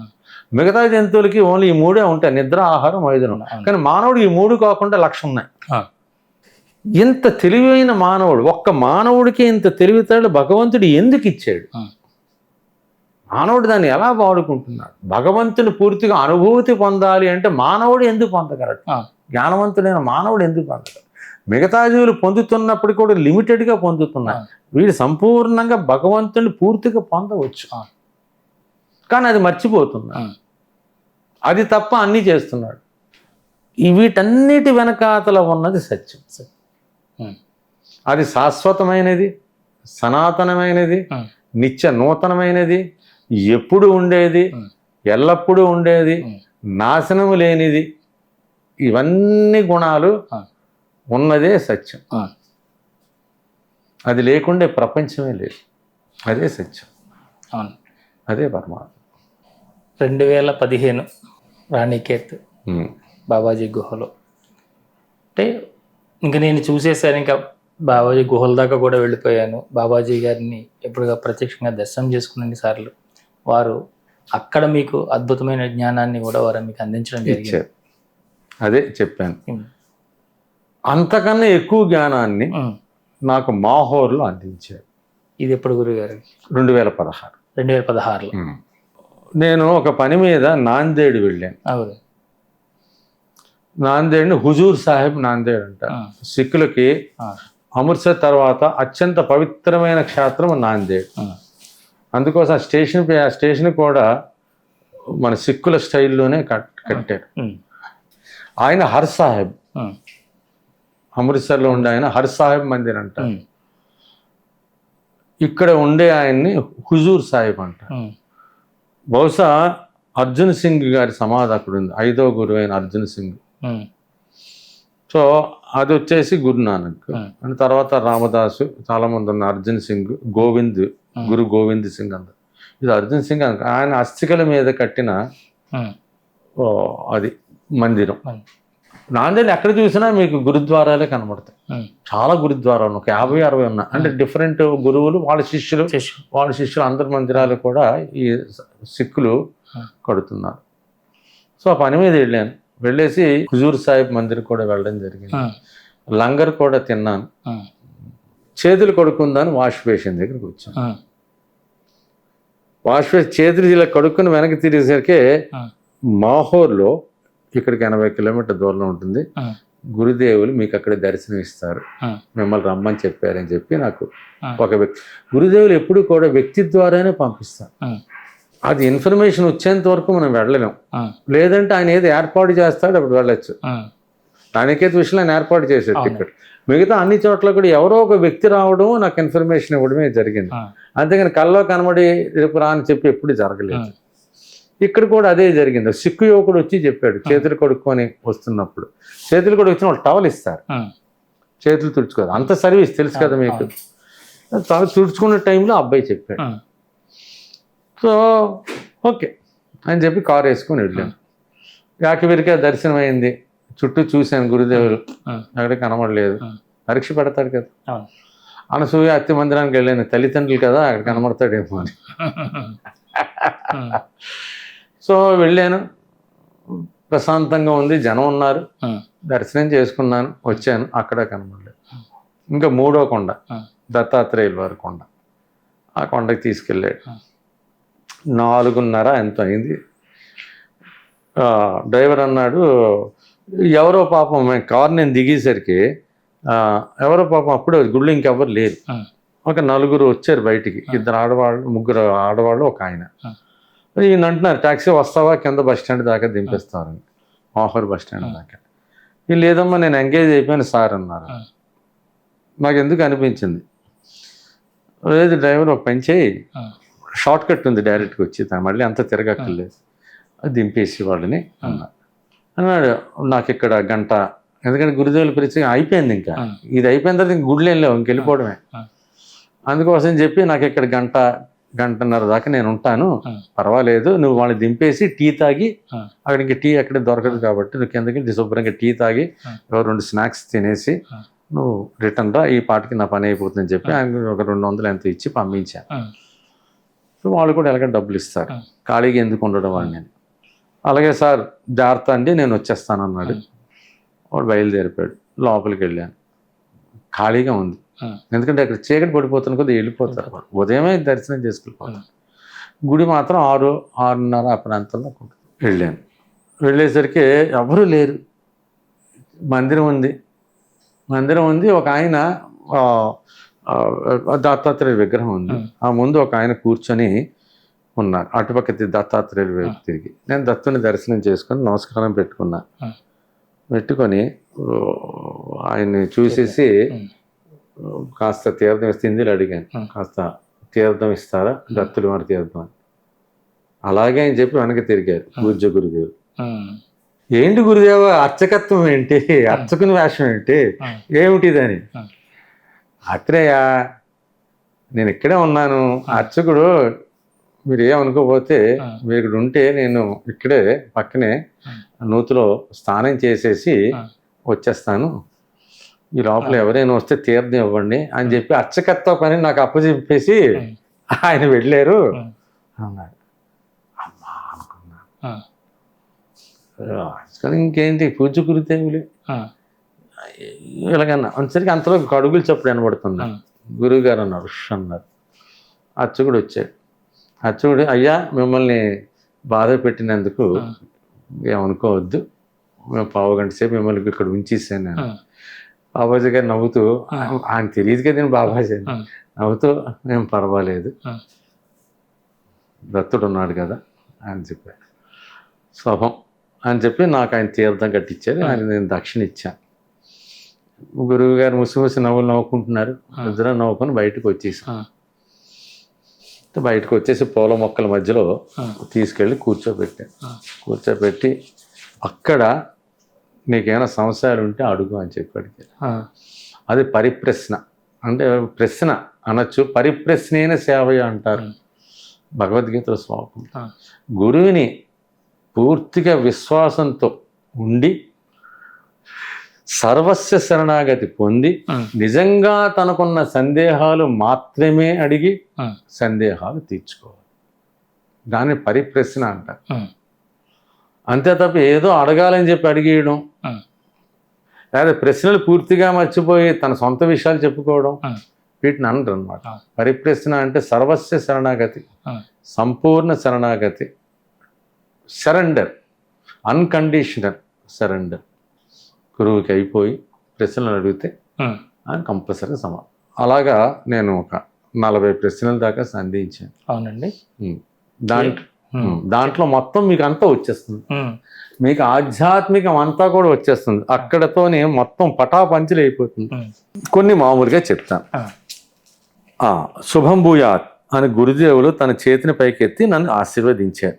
అలాగే నీ రచనలో కానీ నీవు చేసే సత్సంగ ప్రసంగాలలో కానీ నీ నోటి నుండి సత్యదూరమైన మాటలు రాకూడదు.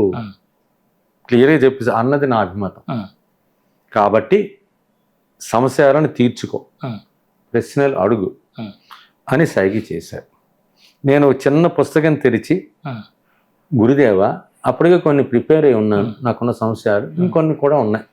పుస్తకం కూడా చిన్న పుస్తకం తెరిచి, గురుదేవ మీరు అడిగిన ప్రశ్నే పరమాత్మ ఎవరు, డైరెక్ట్గా అక్కడికే కొట్టాను టార్గెట్. అందుకు గురుదేవులు టక్కున వెంటనే పరమాత్మ అంటే అంతటా అన్నింటా అన్ని కాలాలలో విరాజిల్లే సద్వస్తువు, టక్కని సమాధానం చెప్పాను. రెండవది, జీవుడు పరమాత్మ ఒకటేనా? ఇరువురికి ఉపాధి అని శరీరం అనుకోండి, ఏదనుకోండి, ఒక ఇది ఉపాధిలో తేడా ఉన్న చైతన్యాంశ మాత్రము ఒకటి. గొప్పగా ఉంటే సమాధానం. జీవుని దేహంలో పరమాత్మ నిజంగా ఉన్నాడా? నా ప్రశ్న. దేవాలయం అనే జీవుని దేహంలో ఆత్మస్వరూపంగా ఉంటాడు పరమాత్మ. ఆత్మను ఎలా గ్రహించగలం? నేనున్నాను అని నీ చేత అనిపిస్తున్నది నీ ఆత్మ. నేనున్నాను అంటుంటాం. నేనంటే ఎవరు? నా ఆత్మే. ప్రతివాడు నేను నేను నేను అంటుంటాను. నేను అంటే ఆత్మ. అందుకని రమణ మహర్షి ఏమన్నారు? నేను యార్, అది తెలుసుకో, నేనెవరో తెలుసుకో, పరమాత్మ అర్థమైంది. ఆత్మే భగవంతుడా? అవును, ఆత్మే భగవంతుడు. ఆత్మ కంట భిన్నంగా ఉంటే అతడు పరమాత్మ కాలేడు. గొప్ప సమాధానాలు, సూక్ష్మంగా, సింపుల్గా. ఎన్ని ఉపనిషత్తులు తిరిగేసిన మనకి సంశయాలు తప్ప ఇంత సింపుల్ సమాధానం దొరకదు. భగవంతునికి ఆకారం లేదా? నేను అడిగాను. పరిమళానికి ఆకారం లేదు, కానీ పువ్వుకి ఉంది కదా. మల్లెపువ్వుకి ఆకారం ఉంది, మల్లెపువ్వు నుంచి వచ్చే సువాసనకి ఆకారం లేదు. పరిమళానికి ఆకారం లేదు, కానీ పువ్వుకి ఉంది కదా. అవ్యక్తమైన నిరాకారము సాకారంగా వ్యక్తమవుతుంది. అదే జీవుడు. ఆత్మజ్ఞానం లేకుండా భగవంతుని తెలుసుకోలేమా? అసలు తానెవడో తనకి తెలియకుండా భగవంతుని తెలుసుకోవడం అసాధ్యం. భగవంతుని తెలుసుకోవాలంటే ముందుగా తన్ను తాను తెలుసుకోవాలి. జీవుడంటే ఎవడు? సహజంగా తాను చైతన్య స్వరూపుడై ఉన్నప్పటికీ ఒక దేహాన్ని ధరించి దేహభ్రాంతికి లోనైన వాడే జీవుడు.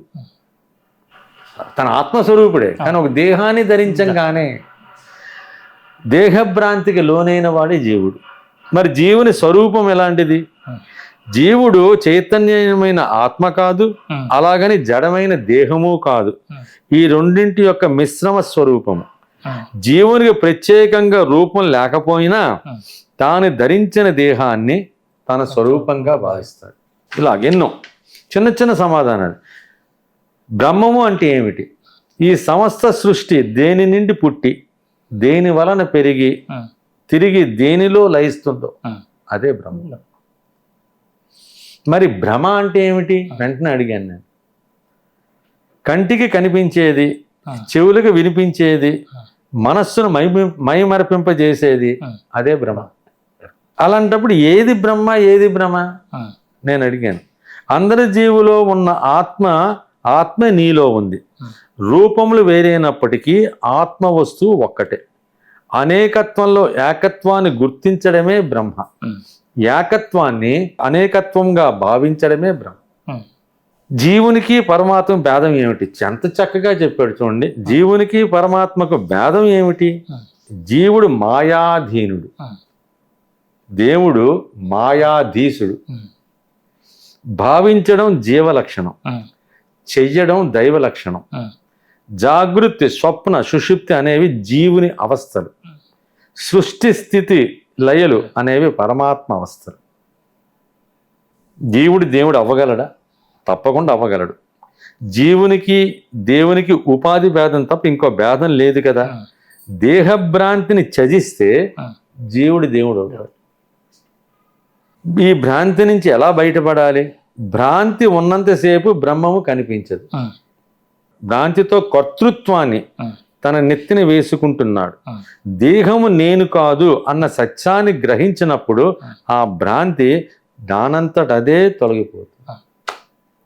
అలాగే ఎన్నో. వేదం అంటే ఏమిటి? వేదముల యొక్క ఆశయం ఏమిటి? వేదాంతములు అంటే ఏమిటి? ఇలాగ 40 ప్రశ్నలు నాకున్న సంశయాలు అడిగాను. సో వీటన్నిటికీ కూడా చాలా సచ్చిదానంద అంటే ఏమిటి? అహంకారం నుంచి ఎలా బయటపడాలి? జీవుడు సచ్చిదానంద స్వరూపుడేనా? జీవుడి సత్యాన్ని ఎందుకు గ్రహించటే? అజ్ఞానవశుడే దేహమే నేనన్న భ్రాంతితో తన నిజస్వరూపమైన సచ్చిదానందాన్ని మర్చిపోతున్నాడు. ఇలా ఒక 40 ప్రశ్నల దాకా అడిగాను. అన్నిటికీ కూడా ఎంతో ఓపిక సమాధానం ఇచ్చారు. మాహోర్ సాక్షాత్ దత్తాత్రేయుల గుడి దగ్గర ఆయన అర్చకత్తుడుగా నాకు దర్శనమిచ్చి తర్వాత ఒక గురువుగా నా సంశయాన్ని తీర్చడం జరిగింది. సాక్షాత్ దత్తుడి మందిరం. నేను తెలుసుకున్నదంతా కూడా కొన్ని భాగాల్లో రాయడం జరిగింది. లాస్ట్లో చివరిది వచ్చేసి 2018 కాదు 2017 పని మీద Assam science and technological Assam science and technological university. Mrs కూడా నాతో పాటు యూనివర్సిటీకి వచ్చింది. పని మీద నేను వెళ్ళడం జరిగింది గువాహతి. నేను అప్పటికే 2-3 సార్లు వెళ్ళడం జరిగింది. మా మిస్సెస్ని కూడా తీసుకుని అమ్మవారిని గుడి దర్శనం చేసుకున్నాను. సో అక్కడ దశ విద్యలు మహావిద్యలు కూడా అక్కడ ఉంటాయి. అంటే అమ్మవారికి కామరూపిణి, ఆకారం ఉండదు. అమ్మవారి యోని భాగం పడిన ప్రదేశం కాబట్టి కామాక్ష అని కూడా అంటారు. నీలాచల్ పర్వత ప్రాంతంలో ఉన్నది. కింద బ్రహ్మపుత్ర అనేది. ఇదంతా ఆలయం యొక్క వర్ణన. అండ్ ఆలయం అనేది నో ఫ్లై జోన్. ఎన్నో ఫ్లైట్లు ఒకసారి పూర్వకాలం ఆ ఆలయం మీద వెళ్తున్నప్పుడల్లా కూలిపోతుండేవి. ఇంకా తిరుపతి లాగే ఇది కూడా నో ఫ్లై జోన్గా డిక్లేర్ చేశారు. చాలా మహత్తరమైన అమ్మవారు, సంతానాన్ని కలిగించే అమ్మవారు. యోని భాగం పడింది కాబట్టి అమ్మవారు సంవత్సరానికి ఒకసారి మైలు పడతారని చెప్పి బహిష్టిగా ఉంటారని చెప్పి గుడి కూడా మూసేస్తారు 3 రోజుల పాటు. ఆ టైంలో పెద్ద రిబ్బను, తెల్లని రిబ్బను ఎంత ముద్ద తీసుకు అక్కడ పెడతారు. పెట్టేసి మళ్ళీ 3 రోజులతో ఆలయం తీసే టైంకి అదంతా కాస్త ఎర్రగా మారిపోతుంది. సో అప్పుడు మళ్ళీ సంప్రోక్షణ చేసి మళ్ళీ గుళ్ళని తీస్తారు. అస్సాంలో అంటే ఆ గౌహతిలో ఉన్న అన్ని గుళ్ళు కూడా మూసేస్తారు. 3 ఆ రిబ్బన్ని ఎండబెట్టిన తర్వాత ఎర్రగా ఉన్న రిబ్బన్ని చిన్న చిన్న మొక్కల కింద కట్ చేస్తే సంతానం లేని వాళ్ళకి ఇస్తూ ఉంటారు. దానికోసం వెళ్తుంటారు. ఆషాఢ మాసం ఆ ప్రాంతంలో వస్తూ ఉంటాం. సో ఆ అమ్మవారిని దర్శనం చేసుకున్నాను నేను. చేసుకొని నాకు ఇన్ఫర్మేషన్ అయితే లేదు గురు దర్శనానికి. దర్శనం చేసుకొని వస్తున్నా. ఇలా బయటికి ఇలాగ వచ్చాను, ఇలాగ వెళ్ళాను. ప్రసాదం కొంచెం ఏదో ఇస్తారు కదా, ఒక పట్టుకెళ్తాం, మిస్సెస్కి తీసుకెళ్తాం, అమ్మవారి ప్రసాదం కదా అని. మళ్ళీ దానికి పునర్దర్శన ప్రాప్తి కలుగుతుంది, ప్రసాదం ఇస్తాను. ఇలా వెళ్ళాను. వెళ్ళేసరికి గురువు గారు ఇదిగో ప్రసాదం అన్నారు. నేను కొనదలుచుకున్న ప్రసాదం ఆయనే ఇచ్చారు. చిన్న నువ్వులు ఉండలాగా ఉంటుంది ప్రసాదం. ఇచ్చారు. మాట్లాడుకుందాం అన్నట్టు అనేసరికి అది కొంచెం కొండ చివరిని తీసుకొచ్చి కిందకి బ్రహ్మపుత్ర అనేది ఉంటుంది. ఓకే, కొంచెం కింద దిగాం, 4-5 మెట్లు దిగి చిన్న ఉంది, కొంచెం నడుచుకుంటూ వస్తారు. బ్రహ్మపుత్ర అనేది కొంచెం కింద దాకా తీసుకెళ్ళి ఆ చెట్టు కింద కూర్చోబెట్టా. అప్పుడు నాకు మహావాక్యాలు కొన్ని చెప్పాడు. మహావాక్యాలు దాంట్లో ఒక 2-3 మీకు చెప్తాను. ఇది సాక్షాత్ అమ్మవారి దగ్గర జరిగిన సమక్షంలో. ఆత్రేయ, ఏం రాద్దాం అనుకుంటూ వివిధ సందర్భాలలో గురుదేవులు నాతో ముచ్చటించిన విషయాలను జ్ఞప్తికి తెచ్చుకునే ప్రయత్నం సాగా. అందులో కామాక్ష మందిరంలో గురువు గారు నోటి నుంచి వెడల్పైన వాక్యాలు నా మదిలో మెదలసాగాయి. వెంటనే టైప్ చేయడం మొదలుపెట్టాను. ఆత్రేయ, ఆత్మానుభూతి చెందాలంటే వైరాగ్యం తప్పనిసరి. వైరాగ్యం రావాలంటే జ్ఞానం తప్పనిసరి. జ్ఞానం పొందాలంటే చిత్తశుద్ధి తప్పనిసరి. చిత్తశుద్ధి జరగాలంటే భక్తి తప్పనిసరి. భక్తి పండాలంటే నిష్కామ కర్మలు తప్పనిసరి. ఆత్రేయ, ఏది శాశ్వతమో దాని యందు విశ్వాసమే భక్తి. ఏది సత్యమో, మీ పేరే సత్యం, ఏది సత్యమో దాన్ని తెలుసుకోవడమే జ్ఞానం. ఏది మార్పు చెందుతుందో దాన్ని విడిచిపెట్టడమే వైరాగ్యం. మార్పు చెందుతుందని తెలిసి దాని మీద వ్యామోహం పెంచుకోవడానికి, దాన్ని విడిచిపెట్టడమే వైరాగ్యం. ఆత్రేయ, జీవుడి ప్రపంచాన్ని కళ్ళతో చూస్తాడు. కళ్ళు మూసినప్పుడు బుద్ధితో చూస్తాడు. మరి బుద్ధిని చూసేది ఆత్మ.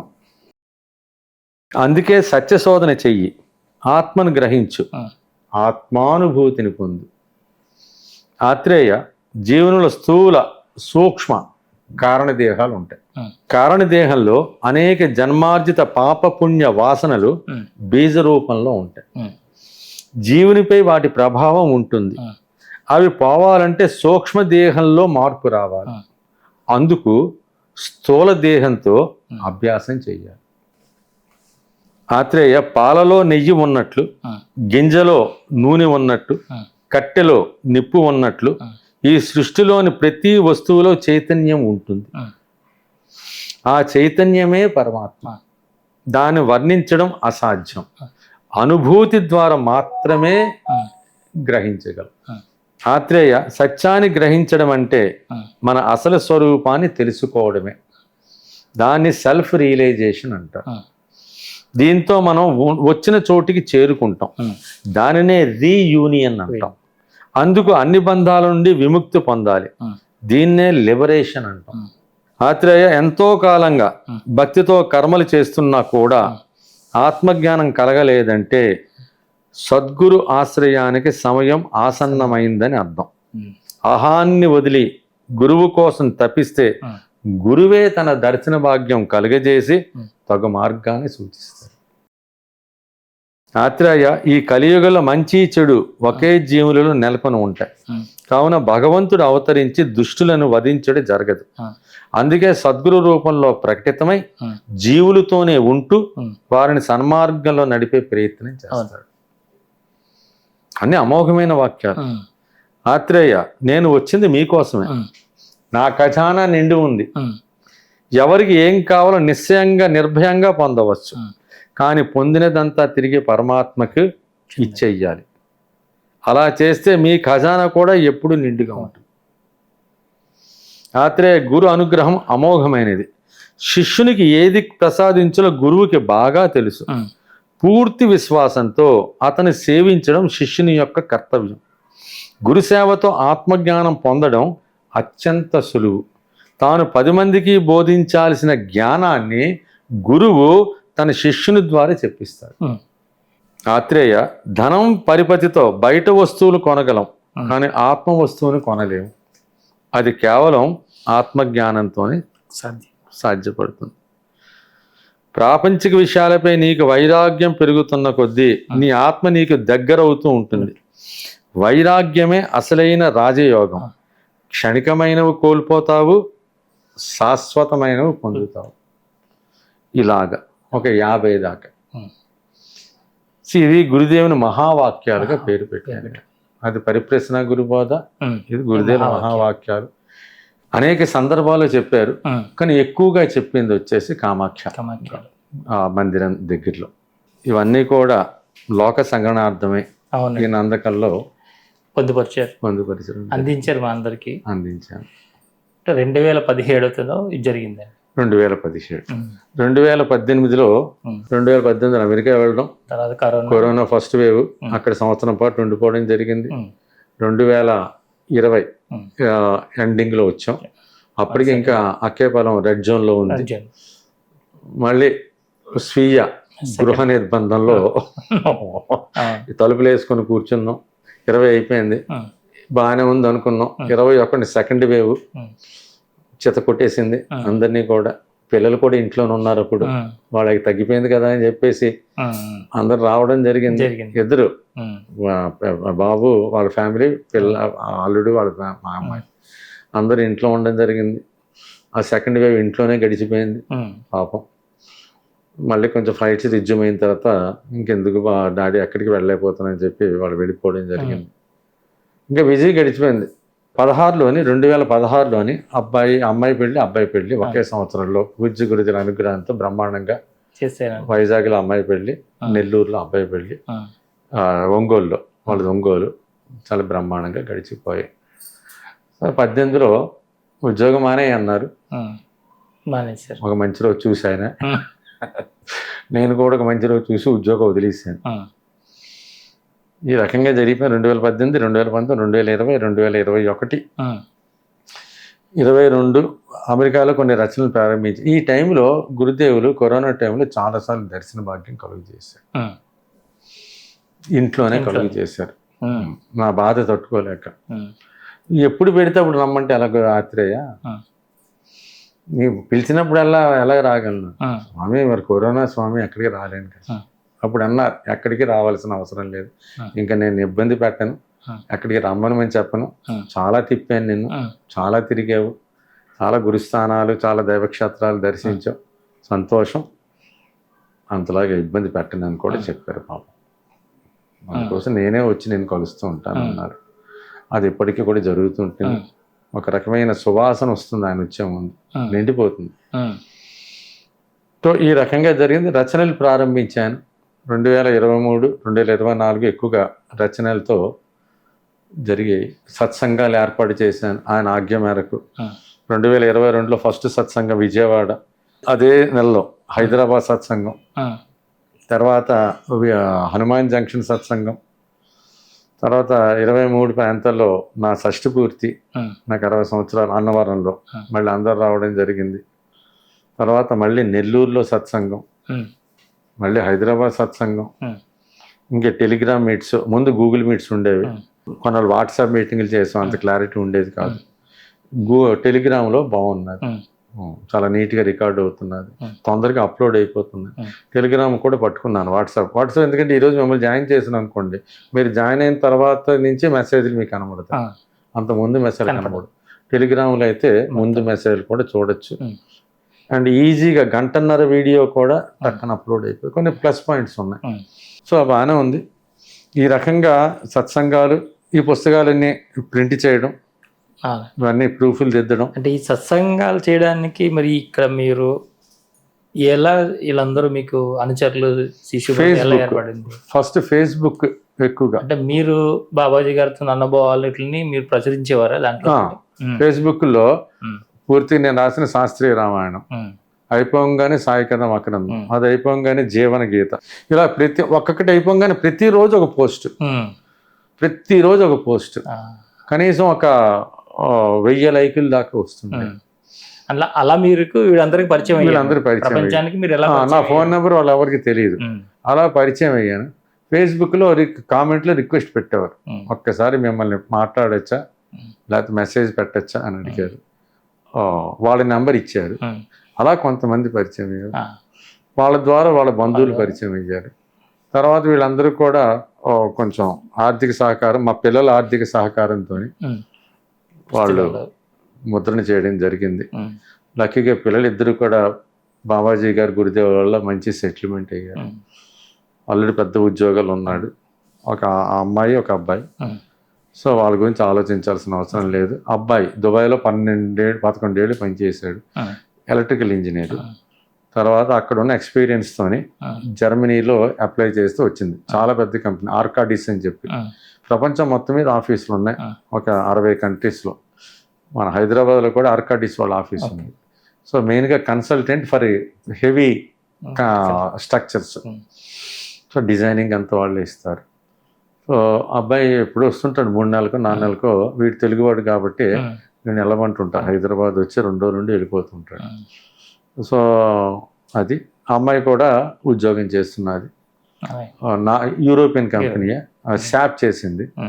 సో కార్పొరేట్ కంపెనీలో వీడు ఆర్కాడిస్. ఆయన వచ్చేసి సర్వీస్ను, అమ్మాయి కూడా పనిచేసేది ఈ డెలివరీ అని చెప్పేసి కొన్నాళ్ళు విరామం ఇచ్చింది. సో బాబాజీ మహాశయులు అంటే ఏంటంటే ఇంకా అన్నీ ఆయన చూసుకుంటారు. సో అడగాల్సిన అవసరం లేదు. అదొక్కడే చెప్తున్నా, గురువుని అడగాలి అన్న రూల్ అయితే లేదు. అవునండి, గురువుకు తెలుస్తుంది. చాలామందికి అదే చెప్తుంటున్నాను. చాలామంది ప్రాబ్లమ్స్ చెప్తుంటారు. చాలామంది ప్రాబ్లమ్స్ తీరే, చాలామంది ప్రాబ్లమ్స్ అనుకోకుండా ఎన్నో ప్రాబ్లమ్స్ వచ్చాయి, అనుకోకుండా ఎంతోమంది తీరే. కొంతమంది ఇంకా సంశయాలు ఉన్నారు, గురుగారు తీరట్లేదు, సంశయాన్ని వదులుకోండి తీరుతుందని చెప్పి మొహమాటం లేకుండా. బాబాజీ గారు నాతో ఎంత కఠినంగా మాట్లాడేవారు అప్పుడప్పుడు. కొన్ని విషయాలు కఠినత్వం తప్పట్లేదు, నమ్మకం లేదు తీరదు. మీరు అందరూ షిరిడీ బాబా భక్తులు అంటారు, ఆయన చూసింది లేదు ఏమీ లేదు. ఆయన ఉన్నప్పుడు 20 మంది ఉండేవారు, ఈరోజు కోట్ల మంది ఉన్నారు. రమణ మహర్షి గారు కాలత్యాగం చేసినప్పుడు, దేహత్యాగం చేసినప్పుడు ఒకడే ఉన్నాడు, కావ్యకండి గణపతి. ఈ రోజు ఇలా కోట్ల మంది అరుణాచలం వెళ్ళి వస్తున్నారు. అంటే శరీర త్యాగం చేసిన తర్వాతనే భక్తులు వస్తారు. ఉన్నప్పుడు ఎవరు ఉంటారు? ఉన్నప్పుడు శ్రద్ధా సౌకర్యాలు ఉండవా? అందరూ కూడా ఆయన గడ్డం పీకేసి, ఆయన కాళ్ళు పీకేసి అన్ని చేస్తూ ఉంటారు. ఎక్కిపోయి ఆ విగ్రహం చుట్టూ చేరి, మరి పక్కనే 2 పదాలు ఉన్నాయి కదా, శ్రద్ధా సబూరి. మొత్తం వేదాంతం అంతా కూడా 2 పదాల్లో ఆయన కొట్టేశారు. శ్రద్ధ గాఢమైన విశ్వాసం, సబూరి విశ్వాసంతో కూడిన ఓరిమి, గుట్టి ఓరిమి కాదు. ఈ 2 ఉంటే గురువు చూసుకుంటాడు. అడగక్కర్లేదు, ఏం అడగక్కర్లేదు. అసలు సంకల్పము అనేది మర్చిపోండి, కోరుకోవద్దు. ఆయనకు అన్నీ తెలుసు నమ్మకంతో ఉంది. That's all. డెఫినెట్గా గురువు తీరుస్తాడు. అవును, తీర్చబోతే వాడు గురువే కాదు. 2022 తర్వాత ఏమన్నా జరిగింది? 2020 అంతే. తర్వాత ఇంట్లోనే చెప్పారు కదా ఆయన, చెప్పారు. కరోనా టైం అయిపోయిన తర్వాత నేనే వస్తుంటానన్నారు. ఈ లోపల చాలా క్షేత్రాలు తిరిగాను. ఆయన దర్శనం మాత్రం ఇంట్లోనే జరుగుతున్నారు. ఈ కొత్త ఇంటికి వచ్చిన తర్వాత దర్శనాలు ఎక్కువ జరిగాయి ఈ ఇంట్లో. ఇంకా దేని మీద కోరిక లేని స్థితి, దేని ఆశించే స్థితి కూడా లేదు, దేనికి లోపం కూడా లేదు. పిల్లవాడు అన్నీ చూసుకుంటాడు. నేను ఉద్యోగం మానేసిన, ఆయన ఇచ్చాడు నాకు కొన్నాళ్ళ పాటు. ఇప్పుడు తన బాధ్యత అంతా తన ఎత్తి మీద వేసుకున్నాడు. అల్లుడు కూడా మంచివాడు, వచ్చినప్పుడల్లా అన్ని టెస్టులు చేయిస్తాడు. అండ్ అవసరమైతే ఎంతైనా ఖర్చు పెట్టే సామర్థ్యం ఉన్నవాడు. వాళ్ళ తల్లిదండ్రులు కూడా పెద్దవాళ్ళు అయిపోయారు, వాళ్ళని చూసుకుంటున్నాడు. ఇక్కడికి వచ్చినప్పుడల్లా నా ఆరోగ్యము, నా టెస్టులు అన్ని దగ్గరుండి మరి చేయించి అన్నీ చూసుకుంటాడు. ఆ అబ్బాయి అయితే ఇంక చెప్పక్కలేదు, మొత్తం అన్ని తన ఎత్తిని వేసేసుకున్నాడు. నాకు హెర్నియా ఆపరేషన్ అయింది, అబ్బాయి వచ్చి చేయించాడు. టెస్ట్ అన్ని ఆయన చేశాడు అల్లుడు. సో నెల వచ్చేసరికి నాకు పంపించారు. మళ్ళీ భయం తండ్రి అంటే కొంచెం, వాళ్ళ అమ్మగారికి పంపిస్తుంది. ఆయన ఇల్లు అంతా ఆమె చూసుకుంటూ ఉంటుంది. నాకు పనేం లేదు, నారాయణ సేవలు, గొడుగులు పంచి పెట్టడాలు, చెప్పులు పంచి పెట్టడాలు, దుప్పట్టు పంచి పెట్టడం, రగ్గులు పంచి పెట్టడం. అండ్ సాయంకాలం టెలిగ్రామ్ వేయటం. ఉదయం కూడా ఉండేది 7 నుంచి 8:30 దాకా. చాలామంది వచ్చేవారు. తర్వాత ఆడవాళ్ళు కొద్దిగా ఇబ్బంది ఇప్పుడు ఉండేది. అది ఉదయం వద్దు సాయంకాలం అని చెప్పాను. 7 నుంచి 8:30 అలా ఇక్కడ నా టైం బ్రహ్మాండం గడిచిపోతున్నారు. ఏదో ఫోన్లు వస్తుంటే మాట్లాడుతుంటాను. అండ్ ప్లానింగ్ సత్సంగారు గౌడి గారును నిమ్మలింగ గారు. అండ్ ఇంకోటి చెప్పాను, నా పాత మిత్రులు చాలామందిని నేను సత్సంగం ఉండండి కానీ పాల్గొవద్దని చెప్పాను. ఎందుకంటే మీకు ఎనఫ్ జ్ఞానాన్ని ప్రసాదించాను. 5 ఏళ్ళుగా సత్సంగం నడుపుతున్నాను. 5 ఏళ్లలో విపరీతమైన జ్ఞానాన్ని పొందారు.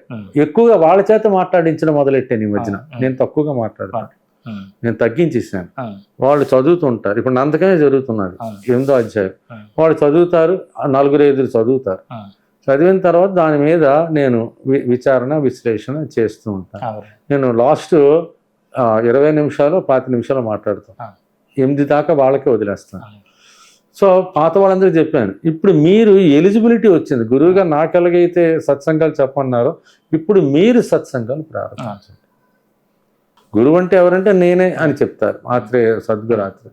మీరు హాయిగా సత్సంగాలు పెట్టుకోండి. మీ చుట్టుపక్కల 10 మందిని ఇంట్లోనే పెట్టుకుంటారో లేకపోతే ఇలాగ ఆన్లైన్లో పెట్టుకుంటారో, ఏది వీలుంటే అది. ఇంకా నన్నే పట్టుకొని వేలాడొద్దు. నా గురువు గారు ముందే చెప్పి నన్ను పట్టుకుని వేలాడొద్దు. నువ్వు సంపాదించిన జ్ఞానాన్ని నా ద్వారా 10 మందికి పంచిపెట్టు. అది అసలైన శిశులైన నిష్కామంతో పంచిపెట్టు. దానివల్ల నీ జ్ఞానం ఇంకా పెరుగుతుంది తప్ప తగ్గదు. నిత్యం ఆత్మానందంలో ఉంటాం. అది చెప్పి నిజం. ఈ సత్సంగాల తర్వాత నిత్యం ఆత్మానందంలో ఉండే స్థితిని అయితే ప్రసాదించాడు. దానికోసం వెతుక్కోక్కర్లేదు. నేను ఇప్పుడు ఆత్మానందం వెతుక్కోక్కర్లేదు. ఆటోమేటిక్గా 24 గంటలు అదే స్థితిలో ఉంటాం. అవును, ఆత్మానంద స్థితిలో ఉంటాం. చాలా సంతోషం గురుగారు. చాలా మంచి విషయాలు, లోతైన విషయాలు సంపూర్ణంగా బాబాజీ గారి గురించి, వారితో మీ ప్రయాణం గురించి అని చెప్పారు. ఇప్పుడే మళ్ళా తర్వాత మన సత్సంగంలో బాబాజీ గారు ఇచ్చినటువంటి జ్ఞానాన్ని ప్రతిదాన్ని కూడా, ఎందుకంటే ఒక వాక్యాన్ని వారం రోజులైనా సరే విశ్లేషించి చెప్పొచ్చు. అలాంటి జ్ఞానాన్ని మీరు అందిస్తారని కోరుకుంటూ చాలా చాలా కృతజ్ఞతలు. శుభం భూయాత్. శివోహం చిదానంద రూప శివోహం శివోహం. శుభం భూయాత్. శుభ సంకల్ప సిద్ధిరస్తు. ఇంతవరకు మనం కామాఖ్యలో వెళ్ళొచ్చాం, మాహూర్ వెళ్ళొచ్చాం.